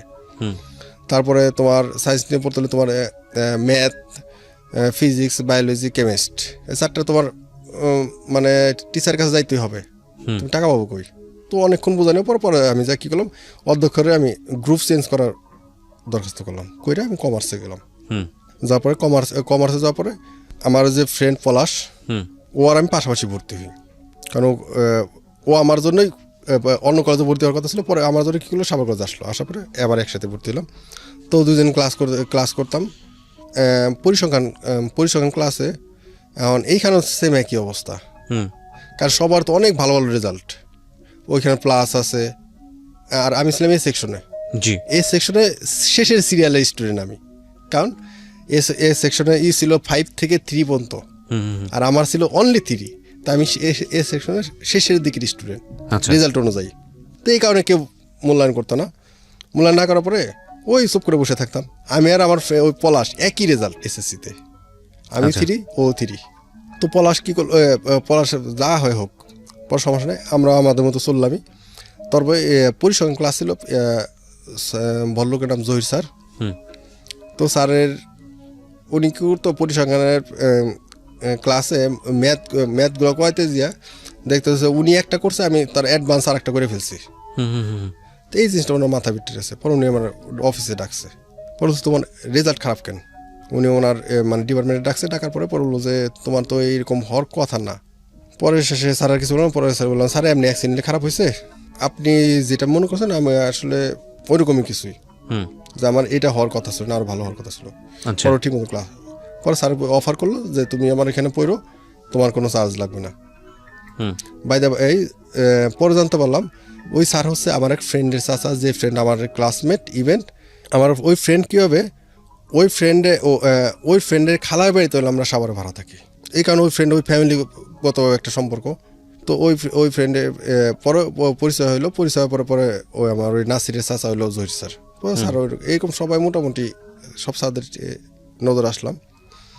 আসার ফার্স্ট ইয়ার মোটামুটি শেষের দিকে ইয়ার সেন্স পরীক্ষার এখন এইখানে হলো সমস্যা। ইয়ার সেন্স পরীক্ষার আমার যে আপনার কলেজের বেতন, ভর্তি, সব কিছু, আপনার পরীক্ষার ফি, এগুলা আমার আব্বা কী করছে, উনি একজনকে আপনার যেদিন দিতে হবে তার সপ্তাহে আগে একজনের ধার দিছে টাকা।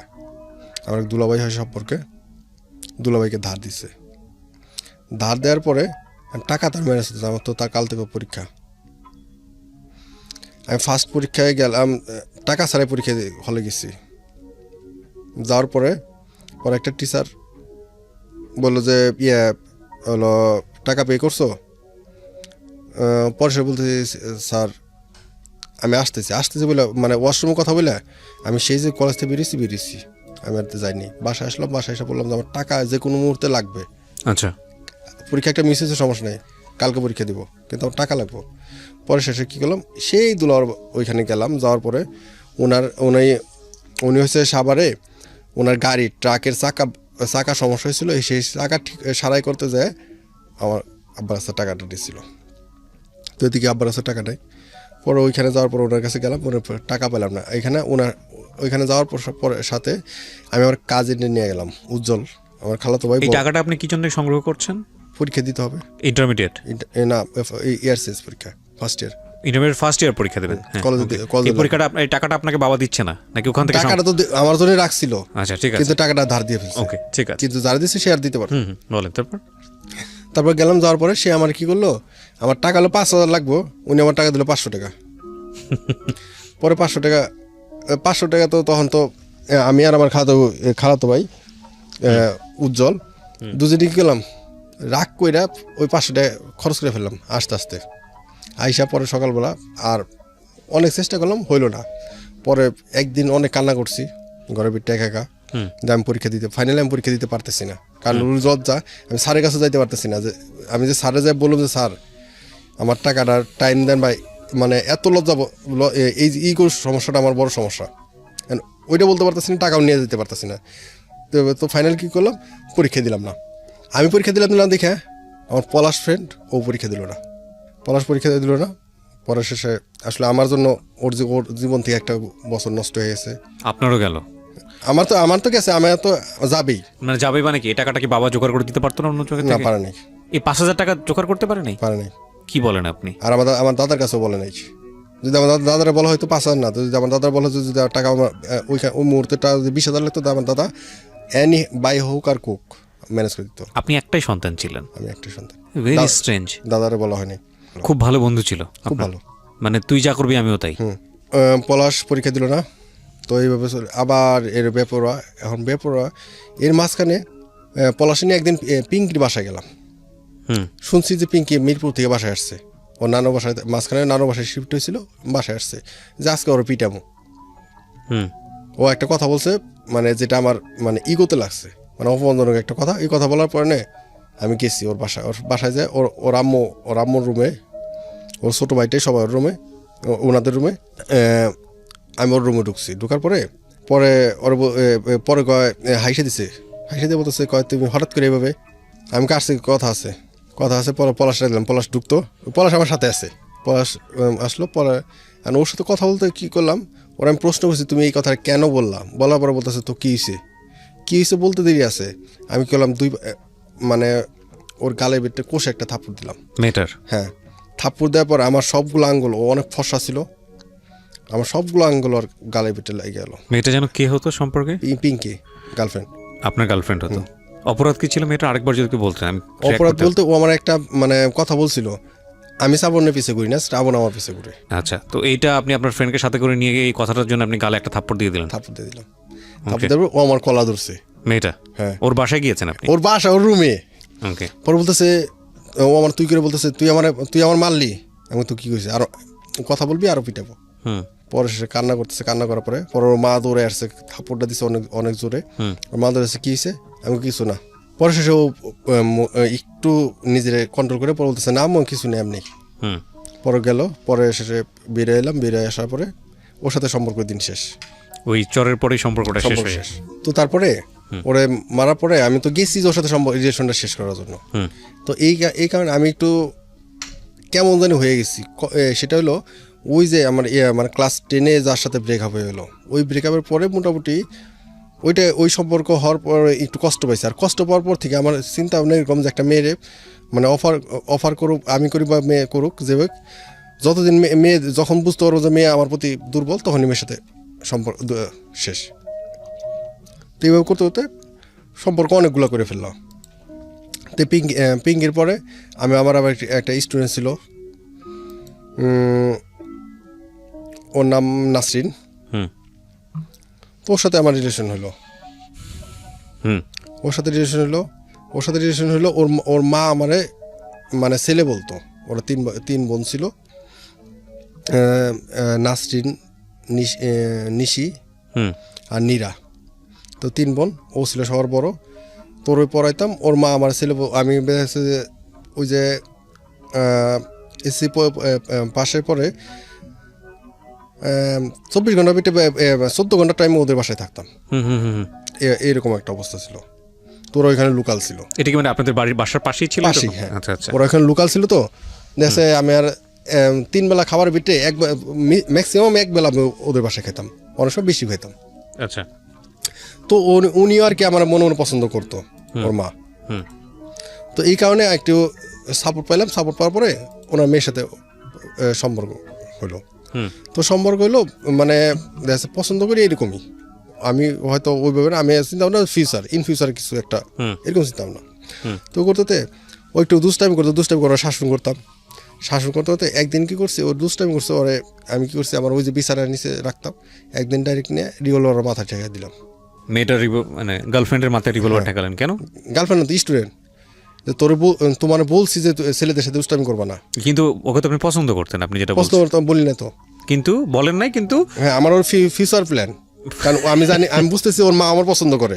যে কোনো ভাবে আপনি ফিউচারে রেখেছেন যে ওকে আপনি বিয়ে করবেন বা এরকম কোনো কিছু। হ্যাঁ, আমি বুঝতেছি যে ওর মা আমার পছন্দ করে, এই কারণে ওরা দেখে রাখার জন্য। আচ্ছা। পরে সে বলতেছে, ও আমার ভাইয়া বলতো যে ভাই তুমি কি আমার পছন্দ, তো যখন আমি রেগে গেছি, পরে বলতে তুমি কি আমার পছন্দ করো, পরে বলতে আমি হ করি। পরে বলার পরে সে হাসে দিছে, পরে সে বলতো তো তুমি তো পছন্দ করতে তুমি মারতে চাও কেন? মানে পিস্তল টিস্তল দেখাতে ভয় পাওয়া যায় কথা। কোন ক্লাসের মেয়ে? ও ক্লাস 6-এ পড়তো। মাত্র ক্লাস 6-এ পড়ে, ওকে। ওর সাথে মোটামুটি ওই দিনকে মানে বলার পরে ও কয় আমি দাঁড়াও তোমার মা আসুক, মানে ওর মার কথাই বলতেছে। ওর মারে আমি মা মানে মা বলতাম, তো বলতো দাঁড়াও তোমার মা আসুক, তোমার মা আসলে তোমার মারে বলি। পরে আসছে ওর আম্মু আসছে, আসার পরে বলতেছে তোমার ছেলে না আজকে আমার মারতে ওইটা যে করছে ওইটা পরে নাই, যে আমার মারতে গেছিল। কয় কিসের জন্য? কয় আমি ওই যে স্কুলে থাকার সময় দুইটা ছেলের সাথে কথা বলছি, ছেলে দুইটা কে আবার আমার ফ্রেন্ড, যে আপনার বন্ধু। হ্যাঁ, আমার সমস্যা হলো ওই আমি জানি আমার ফ্রেন্ডটা ভালো না। পরে বলতেছে ও যে ওদের সাথে কথা বলছি দেখে আমার এরকম করছে, মারতে গেছে, আমি যে মানে ঠেকাইছি ওর মাথায় এটা বল নাই। পরে তো ভালোই তো করছে, ও তো গার্জিয়ান না। তো এখানে গেল যাইতে, এর মাঝখানে এই সম্পূর্ণ নষ্ট মোটামুটি অনেকটা আমি ডিপ হয়ে যায়। তো সম্পূর্ণ নষ্ট হইলো আমি তখন মোটামুটি হলো ফার্স্টের শেষের দিকে। আমার মা, যার আমি অনেক শ্রদ্ধা করতাম, মা মানে যাকে আপনি মা ডাকতেন আর কি। হ্যাঁ, খালাম্মা, যেটা খালাম্মা বলতাম, মা বলতাম, তো অনেক শ্রদ্ধা করতাম। ওনার আসলে সম্মান আসন, আমার মায়ের সাথে আমি কখনো আজ পর্যন্ত বেদবি করি নাই, বাবা মার সাথে আজ পর্যন্ত করি নাই, কিন্তু ওনার সাথে আমি করতাম না। যাই হোক, হ্যাঁ, কি সম্মান করতাম। তো আমার কাছে একটা জিনিস, আমি বাতাসে একটা কথা ভেসে বেড়াইতেছে। ওনার ব্যাপারে কি কথা ভেসে বেড়াচ্ছে? মানে বাজে একটা কথা। আচ্ছা, আপনার স্টুডেন্টের মায়ের সম্পর্কে বলছেন? হ্যাঁ। ওই জিনিসটা আমার কাছে খারাপ লাগলো। খারাপ লাগার পরে শেষে আমি একটু ডিউটি করা শুরু করলাম, খেয়াল করা শুরু করলেন আসলে? হ্যাঁ, ডিউটি করা শুরু করলাম আর কি, যেটা ধরতে হবো। হ্যাঁ, ওর বাবা আমার মোটামুটি দায়িত্বটা দিল। এতটা ইনভলভ ছিলেন আপনি ফ্যামিলির সঙ্গে? বাবা আপনাকে দায়িত্ব দিয়ে দিল? ওদের নানা বাড়ির সাথে সম্পর্ক ছিল, টোটাল সবার সাথে, মোটামুটি সবাই মানে ধরে নিছে যে আমি তাদের হয়তো জামাই হব, হ্যাঁ, এরকম কিছু। তো বাবা দায়িত্ব দিল, দায়িত্ব দেওয়ার পরে মোটামুটি আমি সঠিকটাই পেলাম যে হ্যাঁ, যেটা বলতেছে সেটা ঠিক। তো বলার পরে আমি আর ওনারা ওইভাবে বলি নাই, কারণ যার সাথে ঘুরতেছে সে আমার ওই আঙ্কেলের ফ্রেন্ড। তো আমি আর ওনাকে ওইভাবে বলতে যাই নাই, না বলতে তো যায়। এখন আমার মা কি করছে, আমার মা সম্পর্কটা বুঝতে পারছে, এবং আমার মা এই ব্যাপারগুলো জানে। জানার পরে আমার মা আমার সাথে কানাকাটি করতো যে এই ফ্যামিলি মেয়ে সমস্যা, তুই এদিকে ফিরে থাক। তো আমি বলতাম যে আমি তখন বিশ্বাস করতাম না। আপনি কি তখন পড়াশোনা চালাচ্ছেন, মানে পড়াশোনা করছেন? ইন্টারমিডিয়েট সেকেন্ড ইয়ার পড়ছেন? না, ফার্স্ট ইয়ারই আছেন, ড্রপ দেওয়ার পরে একটু ব্যাক করলাম আর কি। মা যখন বললো, বলার পরে মা অনেক বোঝানোর চেষ্টা করলো, বুঝলাম না। পর মা কি করলো, ওদের বাসার এক ভাড়াটিয়া ছিল, এক মামা ছিল, তো ওই মামারে বলছে, ওই মামার বলার পরে ওই মামা আমার পছন্দ করতো, অনেস্টলি অনেক পছন্দ করতো। তো ওই মামা কি করলো, একদিন আমার ডাইকা নিরিবিলি একটা জায়গায় বসাইলো। উনি আবার একটু আপনার পীর টাইপের লোক। বসার পর বললো যে মামা, আমি তোমার একটা গল্প শোনাবো। আমাকে হ্যাঁ বললো। পর বলতেছে 4টা ফ্রেন্ড পড়াশোনা শেষ করছে, শেষ করার পরে সবাই কেউ কোনো কাজকর্ম করতেছে না, করবে এমন অবস্থায়, কিন্তু 4জন চিন্তা করছে কোন কাজটা সবচেয়ে সহজ কাজ। পরে শেষে একজন বলে ফেলে যে চুরি বিদ্যা বড় বিদ্যা, যদি না পড়ো ধরা, পরে চল তাহলে চুরি করবো। তো চুরি করতে যায়, মোটামুটি এটা আসলে গল্পটা আপনার অনেক মানে রাজার আমলের গল্প, ওইরকম টাইপের গল্পটা। তো রাজার বাড়িতে চুরি করতে যায়, যাওয়ার পরে সব কিছু চুরি করার পরে আপনার সব কিছু নেওয়ার পরে যখন বের হবে, তখন রাজার একটা মেয়ে ছিল অনেক সুন্দরী। তো মেয়েটা যখন জায়গায় যাওয়ার পরে মেয়েটা ডাক দেয়, সিলাসিলি শুরু করে ওরা দাঁড়ায়। পরে বলে যে তোমরা কারা। পরে মেয়ের কাছে ওই ছেলেদের দেখে চোর মনে হয় না, কারণ ছেলেদের পড়াশোনা করা, একজন চোর আর একজন পড়াশোনা করা মানুষ পার্থক্য অবশ্যই আছে। তো মেয়েটা সেটাই পছন্দ করে। মেয়েটা বলে যে হয় তুমি আমার নিয়ে যাবে, না হলে আমি সিলেসিল করে সবার বলে দিব। পরে কয় এখন ছেলে তো বাঁচার জন্য এখন কী করবে, নিয়ে যাওয়াই বেটার, কারণ সুন্দর রাজার মেয়া, নিয়ে যাই কি আর করা। পরে মেয়ে কী করলো, আরও কিছু আপনার স্বর্ণ টর্ণ যা যা ছিল। আপনি গল্পটা কেন বলতেছেন? হ্যাঁ, ওই মামা আমার গল্পটা বলতেছে। আচ্ছা আচ্ছা। তোর মেয়েটা যখন নিল, পরে এখন সেটা বলতেছে এগুলো নিব কিসে। পরে মেয়েটা বলতেছে ওই যে পাশে একটা বাড়ি আছে, ওই বাড়িতে গাদা ভাড়া দেয়, তুমি ওই বাড়ি থেকে গাদা ভাড়া নিয়ে আসো। পরে গেছে রাতের বাড়ি, খুব তাড়াহুড়ো করে গেছে যে আমার গাদা যতগুলো সবগুলো ভাড়া আছে, শুধু একটা গাদা আছে, এই গাদার দেওয়া যাবে না। কয় কেন দেওয়া যাবে না? কয় না দেওয়া যাবে না। কয় কেন দেওয়া যাবে না? কয় দেওয়া যাবে না। পরে অনেক রিকোয়েস্ট করে যে আমরা বিপদে পড়ে যাবো। পরে বলতেছে এই গাদার মা রাস্তার মাঝখানে যা শুয়ে পড়তো, এখন এইটা যে শুয়ে পড়বো না তা কিন্তু না, তুমি তো নিবে টাকা দিয়ে ভাড়া, তুমি তো পরে আমার গালিগালাজ করবা, তো দরকার নেই। কয় না আমার তাও দেন। পরে নিয়ে যায়, সব কিছু উঠায়, সব কিছু নিয়ে গাদার পিঠে উঠায়, মানে দামি জিনিসপত্র যা নেয় এগুলো নিয়ে মোটামুটি যাইতেছে রাস্তার মাঝখানে একটা খাল পড়ে। তো খালটা পার হওয়ার ওই খালের পানির ভিতরে যায় কি করে, খালটা তো মানে পানির ছোট্ট একটা মানে নদী থেকে যে যায় ওইটাই খাল।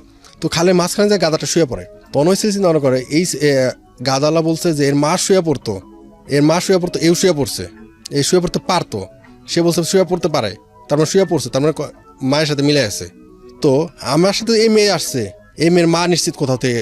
এগুলো কে বলেছে আপনাকে? ওই যে মামার গল্প আমার বোঝানোর জন্য। ফালতু স্টোরি, ডেফিনেটলি ফালতু স্টোরি। যাই হোক, আপনাকে বলেছে, আপনার লাইফে এটা ঘটেছে সেজন্য আপনি বলছেন, but this is a very ফালতু থিং। হ্যাঁ বলেন। তারপর বলতেছে, পরে বলার পরে যে আসলে পরে কী করে ওই ছেলেটা কনফার্ম ওই ফেরত যায়, ওই মেয়েটা ফালাই রেখে ফেরত নেয় না।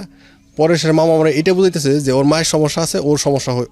যাই হোক, এগুলো আমাদের প্রচলিত সংস্কৃতিতে এই ধরনের কথাবার্তা বলা হয়। বাচ্চাদের যখন সমস্যা হয় তখন বাপ্পা তুলে কথা বলা হয়, এটা একেবারেই অনুচিত। আপনাকেও এই ধরনের জ্ঞান বুদ্ধি দিয়েছে। হ্যাঁ, ওইখান থেকে মোটামুটি যখন ওনার ওইটা দেখলাম, দেখার পরে আমি ওইখান থেকে ফেরত আসলাম। আসার পরে মোটামুটি ইন্টারমিডিয়েট যখন আবার পরের বছর ভর্তি হলাম, ভর্তি হওয়ার পরে তখন কী করলাম, এক বড় ভাইয়ের সাথে একটা ফ্লেক্সি লোডের দোকান দিলাম পার্টনারে এলাকায়। তো পরীক্ষা পরে এটা? হ্যাঁ আচ্ছা।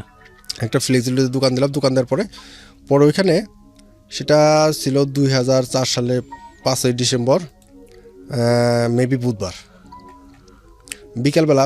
মানে পলাশরা সাভারে সেটেল, সাভারের লোকাল, বাট ওদের গ্রামের বাড়িটা, ওর দাদার বাড়িটা হচ্ছে সাভারে নদীটা পার হয় একটু দূরে, রয়্যাল নামে। তো ওইখানে যাইতেছে, নদী পার হতে হয় নৌকায়। তো নৌকায় নদী পার হয়েছে, পার হওয়ার পরে ওইখানে সম্ভবত 2 টাকা ভাড়া ছিল নৌকা পার হইতে। তো 5 টাকা দিছিল, 3 টাকা ফেরত দিছিল। ওইখানে একটা 2 টাকার নোট ছিল ওর কাছে, ও যেটা বললো 2 টাকার নোট ছিল। তো 2 টাকার নোটে একটা নাম্বার ছিল, নাম্বারটা ছিল শ্রাবণী নামে। তো তখন ইন্টারনেট পড়ি, তো পলাশ কী করছে, মিস কল দিছে একটা। মিস কল দেওয়ার পাশে সাথে, কারণ তখন হইলো আপনার মেবি 5 টাকা 90 পয়সা মিনিট, 2004 সাল। তো মিস কল দিছে, মিস কল দেওয়ার সাথে কল ব্যাক করছে। ব্যাক করার পরে কথা বলার পরে যখন দেখছে অপরিচিত, মেয়েটা ফোনটা কাটিয়ে দিচ্ছে। পরে পলাশ আমার ফোন দিয়ে বলতেছে যে বন্ধু পাইছি তো, মালদার পার্টি একটা পাইছি, মিস কল দিলে ব্যাক করে। আমি কই তুই আসবি কখন? কয় বিকালে। পরে কী করলো, আমার দোকান আসলো। দোকান আসার পরে নাম্বারটা দিলাম, নাম্বারটা দিল আমারে। নাম্বারটা দেওয়ার পরে টাকাটা দেখানোর পরে এখন ওইখানে লেখা ছিল শ্রাবণী। আর আমি যে আমার শ্রাবণ, এই পরিচয়টা আমি ফোনে তো আরও 2টা লোকরে দিছি। একটা হলো আপনার, আমি যখন এসএসসি পরীক্ষা দিই, তারপরে আমার একটা ফ্রেন্ড হয়েছিল ভুয়াপুরে, হায়াত আলী ভাই। ওই হায়াত আলী ভাই আমার শ্রাবণ নামে চিনে, মানে ফোনে মানে ছদ্মনামে এটা ইউজ করতাম।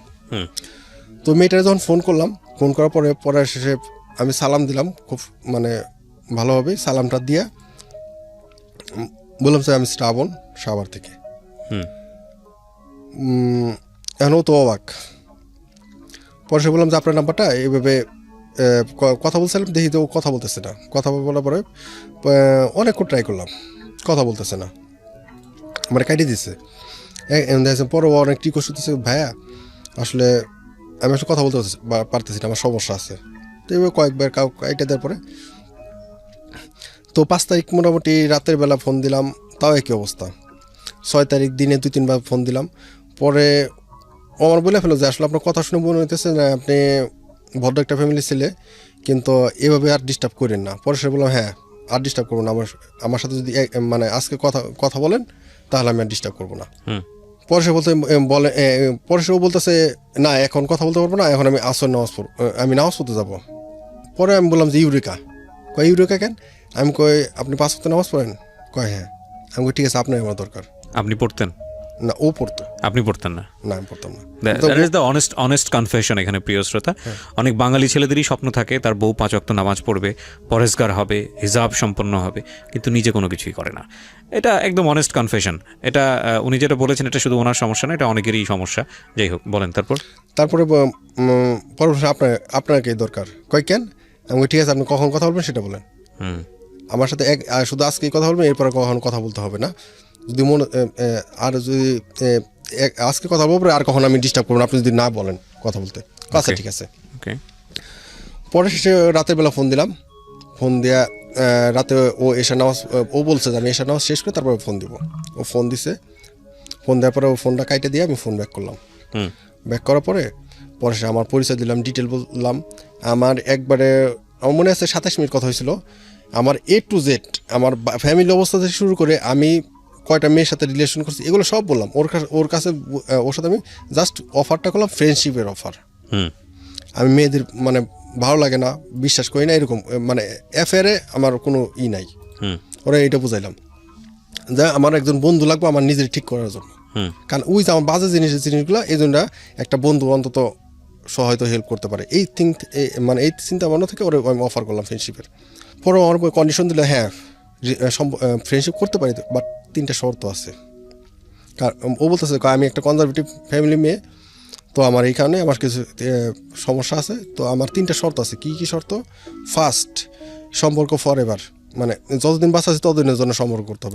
আপনি বলছেন? ও বলতেছে। আচ্ছা, যতদিন বাঁচা আছি বন্ধুত্ব ততদিনের জন্য হবে, এবং মোটামুটি এই সম্পর্ক নিয়ে সমাজে যেন কোনো নেগেটিভ কথা বলতে পারে না, সম্পর্কটা ওই জায়গায় রাখতে হবে। হ্যাঁ 2 নম্বর। আবার আমি বা এই 27 মিনিটে আমি যা করি, আমি নেশা যা করি এগুলো সব বলছে অনেস্টলি, কয়টা মেয়ের সাথে সম্পর্ক সব বলছি। আচ্ছা, আমার ফ্যামিলি কি অবস্থায় সব বলছি। পরে বলছি সব বাজে যা আছে সব বাদ দিতে হবে। 3 নম্বর কন্ডিশন হচ্ছে কখনো দেখা করতে চাওয়া যাবে না। হ্যাঁ দেখা করতে পারি, যখন হয়তো আমার বিয়ে হইতেছে অথবা তোমার বিয়ে হইতেছে, আপনার বিয়ে হইতেছে, তখন আমরা দেখা করতে পারি, তার আগে নয়। আমি ওকে আপনার 3টা শর্ত আমি রাজি, বাট আমার একটা শর্ত। কি শর্ত? যে বন্ধু থাকবেন, কিন্তু বন্ধু থেকে কখনো প্রেমিকা হইতে চাই না। যেদিন প্রেমিকা হইতে চাইবেন সেদিন সম্পর্ক থাকবে না। ওরা আমি এই কন্ডিশন দিলাম। ও দিল 3টা, আমি ওরা দিলাম 1টা। ওকে ডান। তারপর কথাবার্তা হলো, কথাবার্তা চলতেছে খুব অনেক কথাবার্তা বলে। তখন আমি আবার একটু পলিটিক্সের সাথে জড়িত হইলাম। কলেজ পড়া অবস্থায় পলিটিক্সের সাথে জড়িত হইলাম, কারণ অবশ্য এই পলিটিক্সটা আমার সেই ফ্যামিলি থেকেই, দাদার থেকেই পলিটিক্সের সাথে জড়িত হইলাম। ডিসেম্বর মাস ছিল, তা আস্তে আস্তে ওর সাথে প্রত্যেক দিন অনেক কথা বলতাম। দেখা যাচ্ছে হয়তো ওর প্রতিযোগিতা থাকতো, আমি 10 মিনিট ওর ফোন দিলে ও আমার আরও 10 মিনিট ফোন দিত। তো এই জিনিসটা ওর বাসায় থেকে ওর উপর কেমন জানি, ও বাসায় ও অনেস্টলি সবার কাছে সত্যি তো বলতো। ও বলতো যে আমার একটা ফ্রেন্ড শ্রাবণ, সাভারে বাসা, ওর সাথে কথা বলি। ওর বাসায় সন্দেহ করতো যে ওর সাথে আমার রিলেশন, বাট আসলে তো রিলেশন না, ফ্রেন্ডশিপ। তো ও ছিল এক বাবার এক মেয়ে, ওরা 1 ভাই 1 বোন। ভাইটা ছোট। তোর মা কখনো মানতে চাইছে না যে আমাদের একটু ফ্রেন্ডশিপ। ওর মা আমার ফোন দিত, বলতো তোমাদের একটু কিসের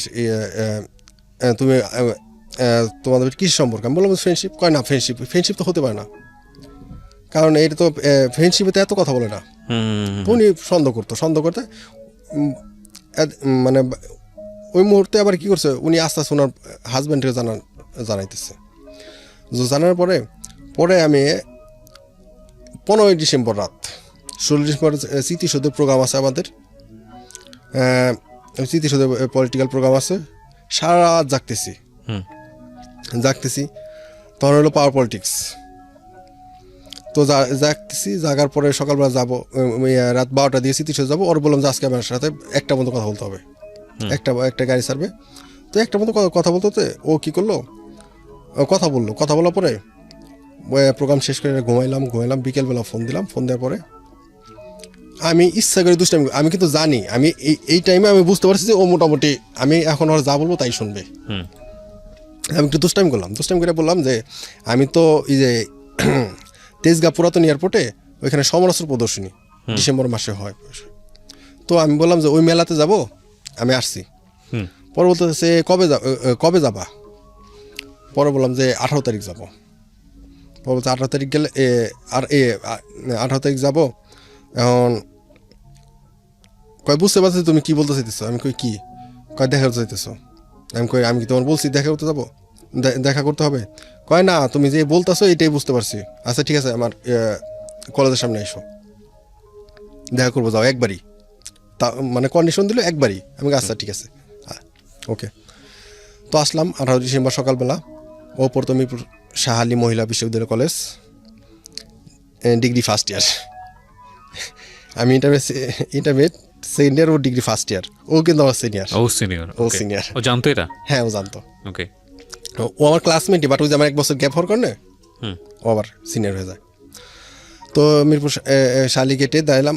আমি আসলাম, কে আমি আসলাম, হাসান নামে একটা ফ্রেন্ড আসলো, আর একটা ফ্রেন্ড আসলো হিন্দু, সুমন। এই 3 জন ফ্রেন্ড আসলাম।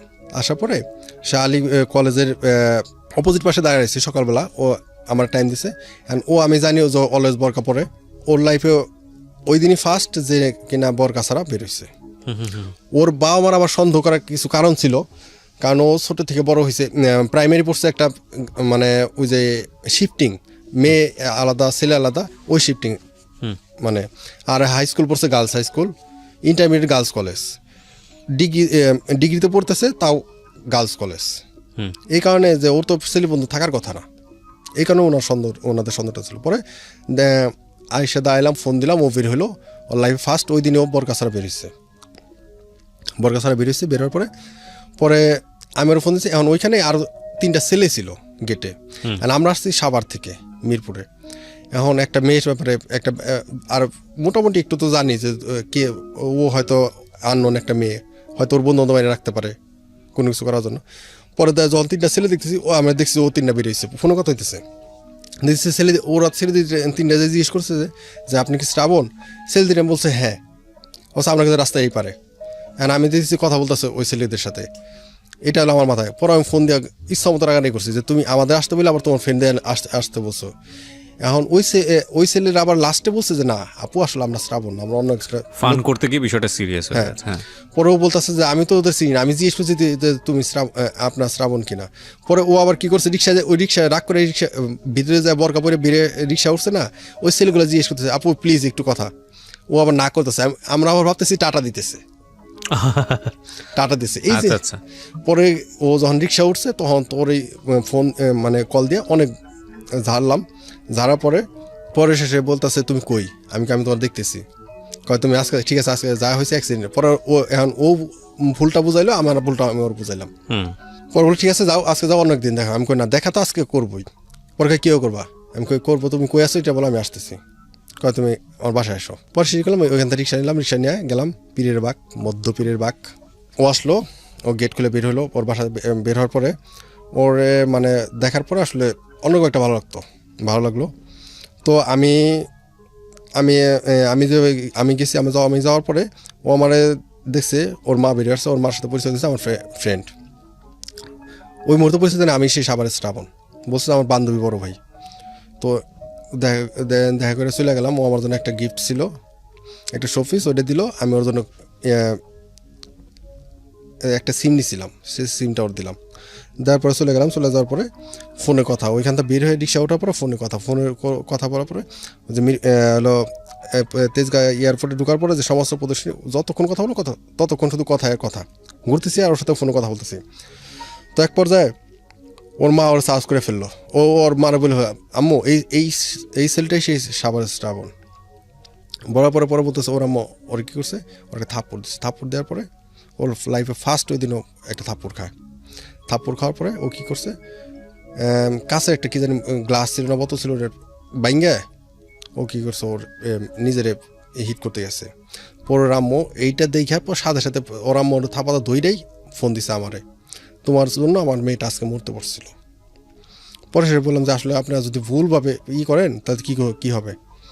তা আমার ওর মাত্র ফ্রেন্ডশিপ, আর আপনি বলতেছেন অ্যাফেয়ার, তো এই জন্য তো।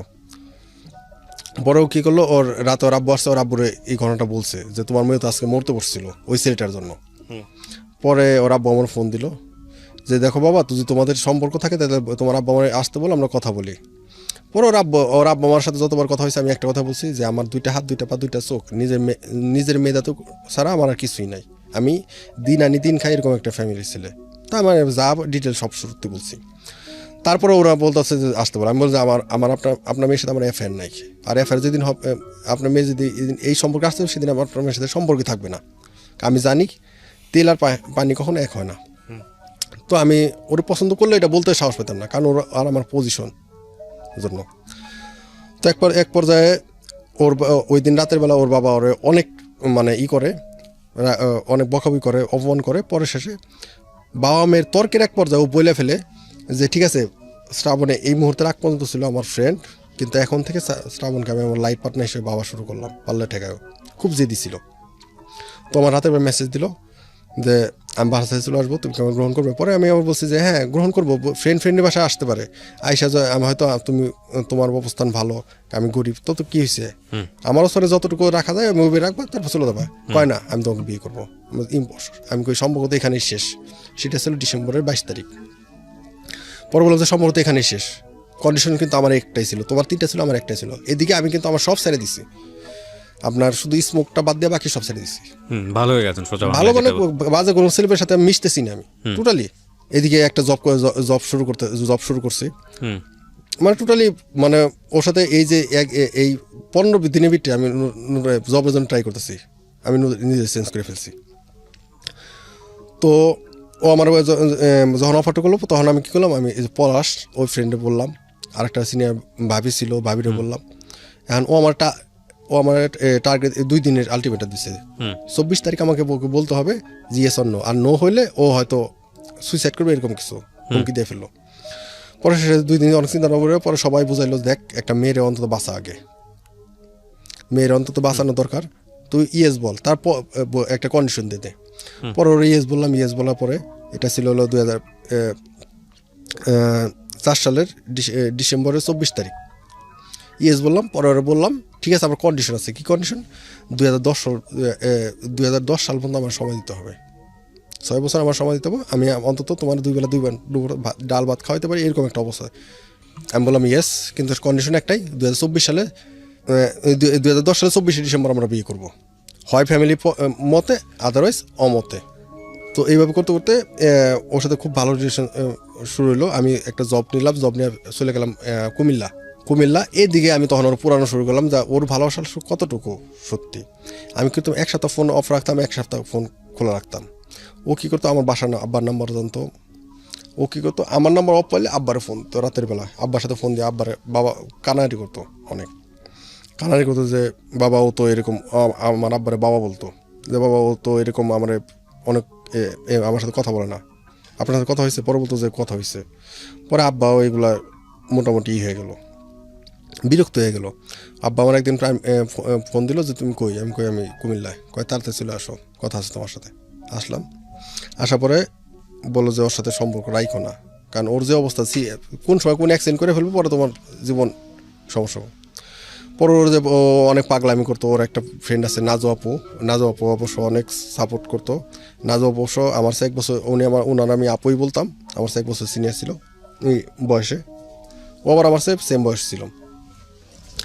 তো নাজু আপু ফোন করে বলতো যে তোমার ভাই এগুলো করে নাজু আপু আমার ভাই বলতো। পরে নাজু আপু আমার বলতো যে ও তো তোমার ছাড়া বাঁচবে না, তুমি এক কাজ করো, তোমরা নিজেরা বিয়েটা করে রাখো, হয়তো পরে এটা ফ্লাশ করো। কিন্তু ও তোমাকে বিশ্বাস করতে পারতেছে না, কারণ বিশ্বাস করতে পারতেছে না এই কারণে, কারণ তোমার অতীতে অনেকগুলো অ্যাফেয়ার ছিল, তুমি 2 দিন পর অ্যাফেয়ার করছো। এখন ও তোমাকে বিশ্বাস করতে পারতেছে না এই কারণে যে তুমি আবার 2 দিন পরে কার সাথে সম্পর্ক করে ফেলো, এই জন্য ও ভয় পাইতেছে। পরে শেষে আমি বললাম যে না, ওর তো আমি বলছি যে ওই শেষ, ওর পর আর কেউ কোনো অ্যাফেয়ারে যাবো না। পরে এটা বুঝাইতে পারি না। পরে আসলাম, আইসা অনেক বুঝাইলাম, বোঝানোর পরে বুঝেই না, খালি কান্নাকাটি করে এরকম। পরে 2006 সালে মার্চের প্ল্যান হলো, 2006 সালে মার্চের 1 তারিখ আমরা বিয়ে করবো। কন্ডিশন আছে, বিয়ে করে আমি আমার মতো চলে যাব, ওর মতো বাসায় চলে যাবে, শুধু ওর স্যাটিসফ্যাকশনের জন্য বিয়েটা করা। তো আবার ওর বুঝাইতে পারলাম, ওর পাগলামি বন্ধ করার জন্য রাজি হইলাম। আবার মোটামুটি 2 দিন বোঝানোর পরে বুঝলো যে না এখন করবো না, আরও কিছুদিন যাক। আবার পরে 1 তারিখে বিয়ে করলাম না, গেলাম আবার কুমিল্লা। তো একদিন রাত 3টার সময় আব্বা আমার ফোন দিছে, ফোন দিয়ে তো আব্বা মানে অনেক গালাগালি। পরে আসলাম, তারপরের দিন সকালবেলা স্ট্যান্ড বাই চলে আসলাম, আইসা পরে বলতেছে হয় মেয়েরে বিয়ে করো আর নাহলে মেয়ের সাথে টোটাল সম্পর্ক বাদ দাও। আপনার বাবা বলছে এটা? কারণ এই মেয়ে যে কোনো মুহূর্তে অ্যাক্সিডেন্ট করে, কারণ আব্বারে মনে করেন রাত 1টা-2টার সময় ফোন দিত। পাগল হয়ে গেছে, যেটাকে বলে ক্রেজি হয়ে যাওয়া। ক্রেজি বলতে ওই যে ওর সমস্যা হলো মানে এই রিলেশনে তো কখনো যাইতে পারে না, সে ফ্রেন্ডশিপে যাইতে পারে না একটা ছেলের সাথে, কারণ ওই যে টোটালি সব খুব কনজারভেটিভ ছিল। হ্যাঁ, এখন না পেয়ে পাইছে। আর ওর আমার ও যেটা বলতো যে ওর সবচেয়ে বেশি আমার ভালো লাগছে যে আমি আমার সব সত্যি কথাগুলো ওরে বলছি, ভালো মন্দ সব কিছু ওরে বলছি, এই জিনিসটা ওর কাছে বেশি ভালো লাগতো, এই জন্য আর বেশি ক্রেজি হয়ে যায়। তো ওর আমি বলতাম ওইখানে চলে আমি আসলাম, আসার পরে আব্বা বললো, পরে ওর সাথে কথা বললাম, কথা বলার পরে বললো ঠিক আছে। পরে আমরা 2006 সালে জুলাই 3 তারিখে বিয়ে করলাম। আচ্ছা, জুলাই 3 তারিখে বিয়ে করলাম। বিয়ে করার পরে বিয়ে করলাম সাভারে, সাভার বাজার রোডে একটা কাজী অফিসে। ওখানে ছিল আপন নামক একটা ফ্রেন্ড। ওর ফ্যামিলির কেউ ছিল না? না।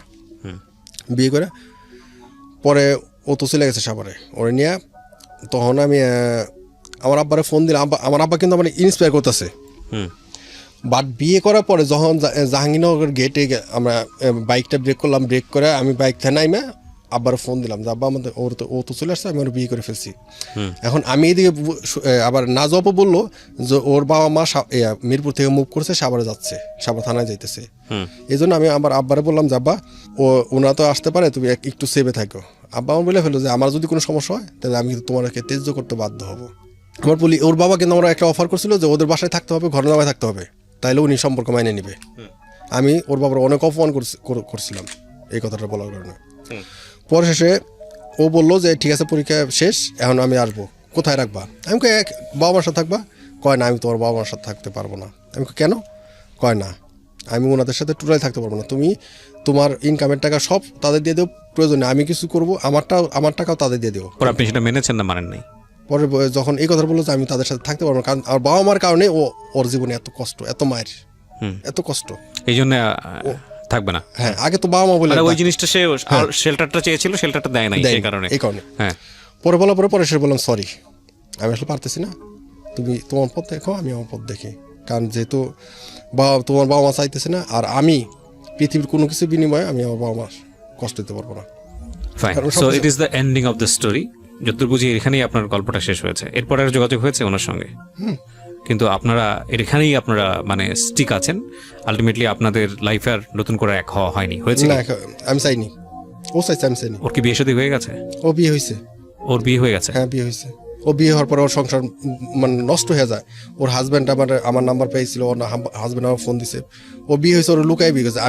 আমি বিয়ে করছি, আমার বিয়েটা আমি। আপনারও বিয়ে হয়ে গেছে? আপনার ওয়াইফ জানে গল্পটা? হ্যাঁ, আমি আমার ওয়াইফকে টোটালি একবারে সব বলছি। আপনার বিয়ে হয়েছে কতদিন যাবত? বিয়ে করছি 2009। 2009? আমার 11 বছর চলছে সংসার। এখন কি 2008 সালে 2009 সালের ফেব্রুয়ারি 8 তারিখ ওর সাথে লাস্ট কথা হলো। 10 বছর সংসার। হ্যাঁ, 2008 সালে ফেব্রুয়ারি 8 তারিখে ওর সাথে কথা হলো, 9 তারিখে আমি বাসায় বললাম বিয়ে করবো। সংসার জীবন কেমন আপনার? সংসার জীবন ভালো চলছে? সবাই জানে খুব ভালো আছি। সেটাই ভালো থাকুক। এই জায়গাটায় আমরা বরং আর টোকা না দিই, যেহেতু আপনারা সংসার জীবনে আছেন। আপনার কোনো বাচ্চা কাচ্চা আছে? হ্যাঁ, আমার একটা স্বপ্ন আছে। বাচ্চা কাচ্চা আছে? একটা মেয়ে। এই স্বপ্ন বয়স কত? ওর বয়স 9 বছর। তো এই গল্পটা আপনি আজকে লাখ লাখ মানুষের সামনে কেন বললেন? খুব ছোট করে যদি আপনাকে বলতে বলি। আমি ওকে ভালোবাসি। ও সবসময় বলতো যে আমি ওকে ভালোবাসি না, কিন্তু এই জিনিসটা কোনো প্রুভ করতে পারি নাই। কিন্তু ও এখন বুঝতে পারছে যে আমি সত্যি ওরে ভালোবাসতাম। না, কিন্তু আমি যদি জীবনের জায়গাতে আসি, 10 বছর ধরে ওই গল্প, ওই ফিলিংসের জায়গাটা হয়তো ভাটা পড়ে গেছে, ওই জায়গাটা হয়তো এখন আর ওরকম নাই। বাচ্চা কাচ্চা হয়ে গেছে আপনাদের, ওরও হয়েছে, সংসার জীবনে দূরত্ব তৈরি হয়েছে। এই ঘটনাগুলো থেকে জীবনে একটা শিক্ষা নিশ্চয়ই আপনি পেয়েছেন। সেই শিক্ষাটা আসলে কি? শিক্ষা আমার ভুল ছিল। ভুল বলতে? ভুলটা কোনটা? আমার ভুল ছিল অনেকগুলো ভুল ছিল। আমি প্রথমে যে আমার ক্লাস 8 পর্যন্ত যেখানে ছিলাম ওই জায়গায় ওইটা যদি কন্টিনিউ করতাম, সেটা অন্য হিসাব। ভুলের জায়গাটা আপনি কোনটাকে দেখছেন? কোনটা ভুল? আমরা তো এরকম ঘটনার মুখোমুখি সারা জীবন জুড়েই হই। এটা হলো দুইটা জিনিস। একটা হলো আমি হয়তো আমার বাবা মাকে বাবা মার কষ্ট দিতে চাই নাই, এক। দ্বিতীয় ব্যাপারটা হচ্ছিল ওরেও আমি কষ্ট দিতে চাই নাই। প্রথম কথা হচ্ছে এখানে কোনো ভুল নাই, আমার জায়গা থেকে আমি যেটা বুঝি this is a very good story, এখানে কোনো ভুল নাই এবং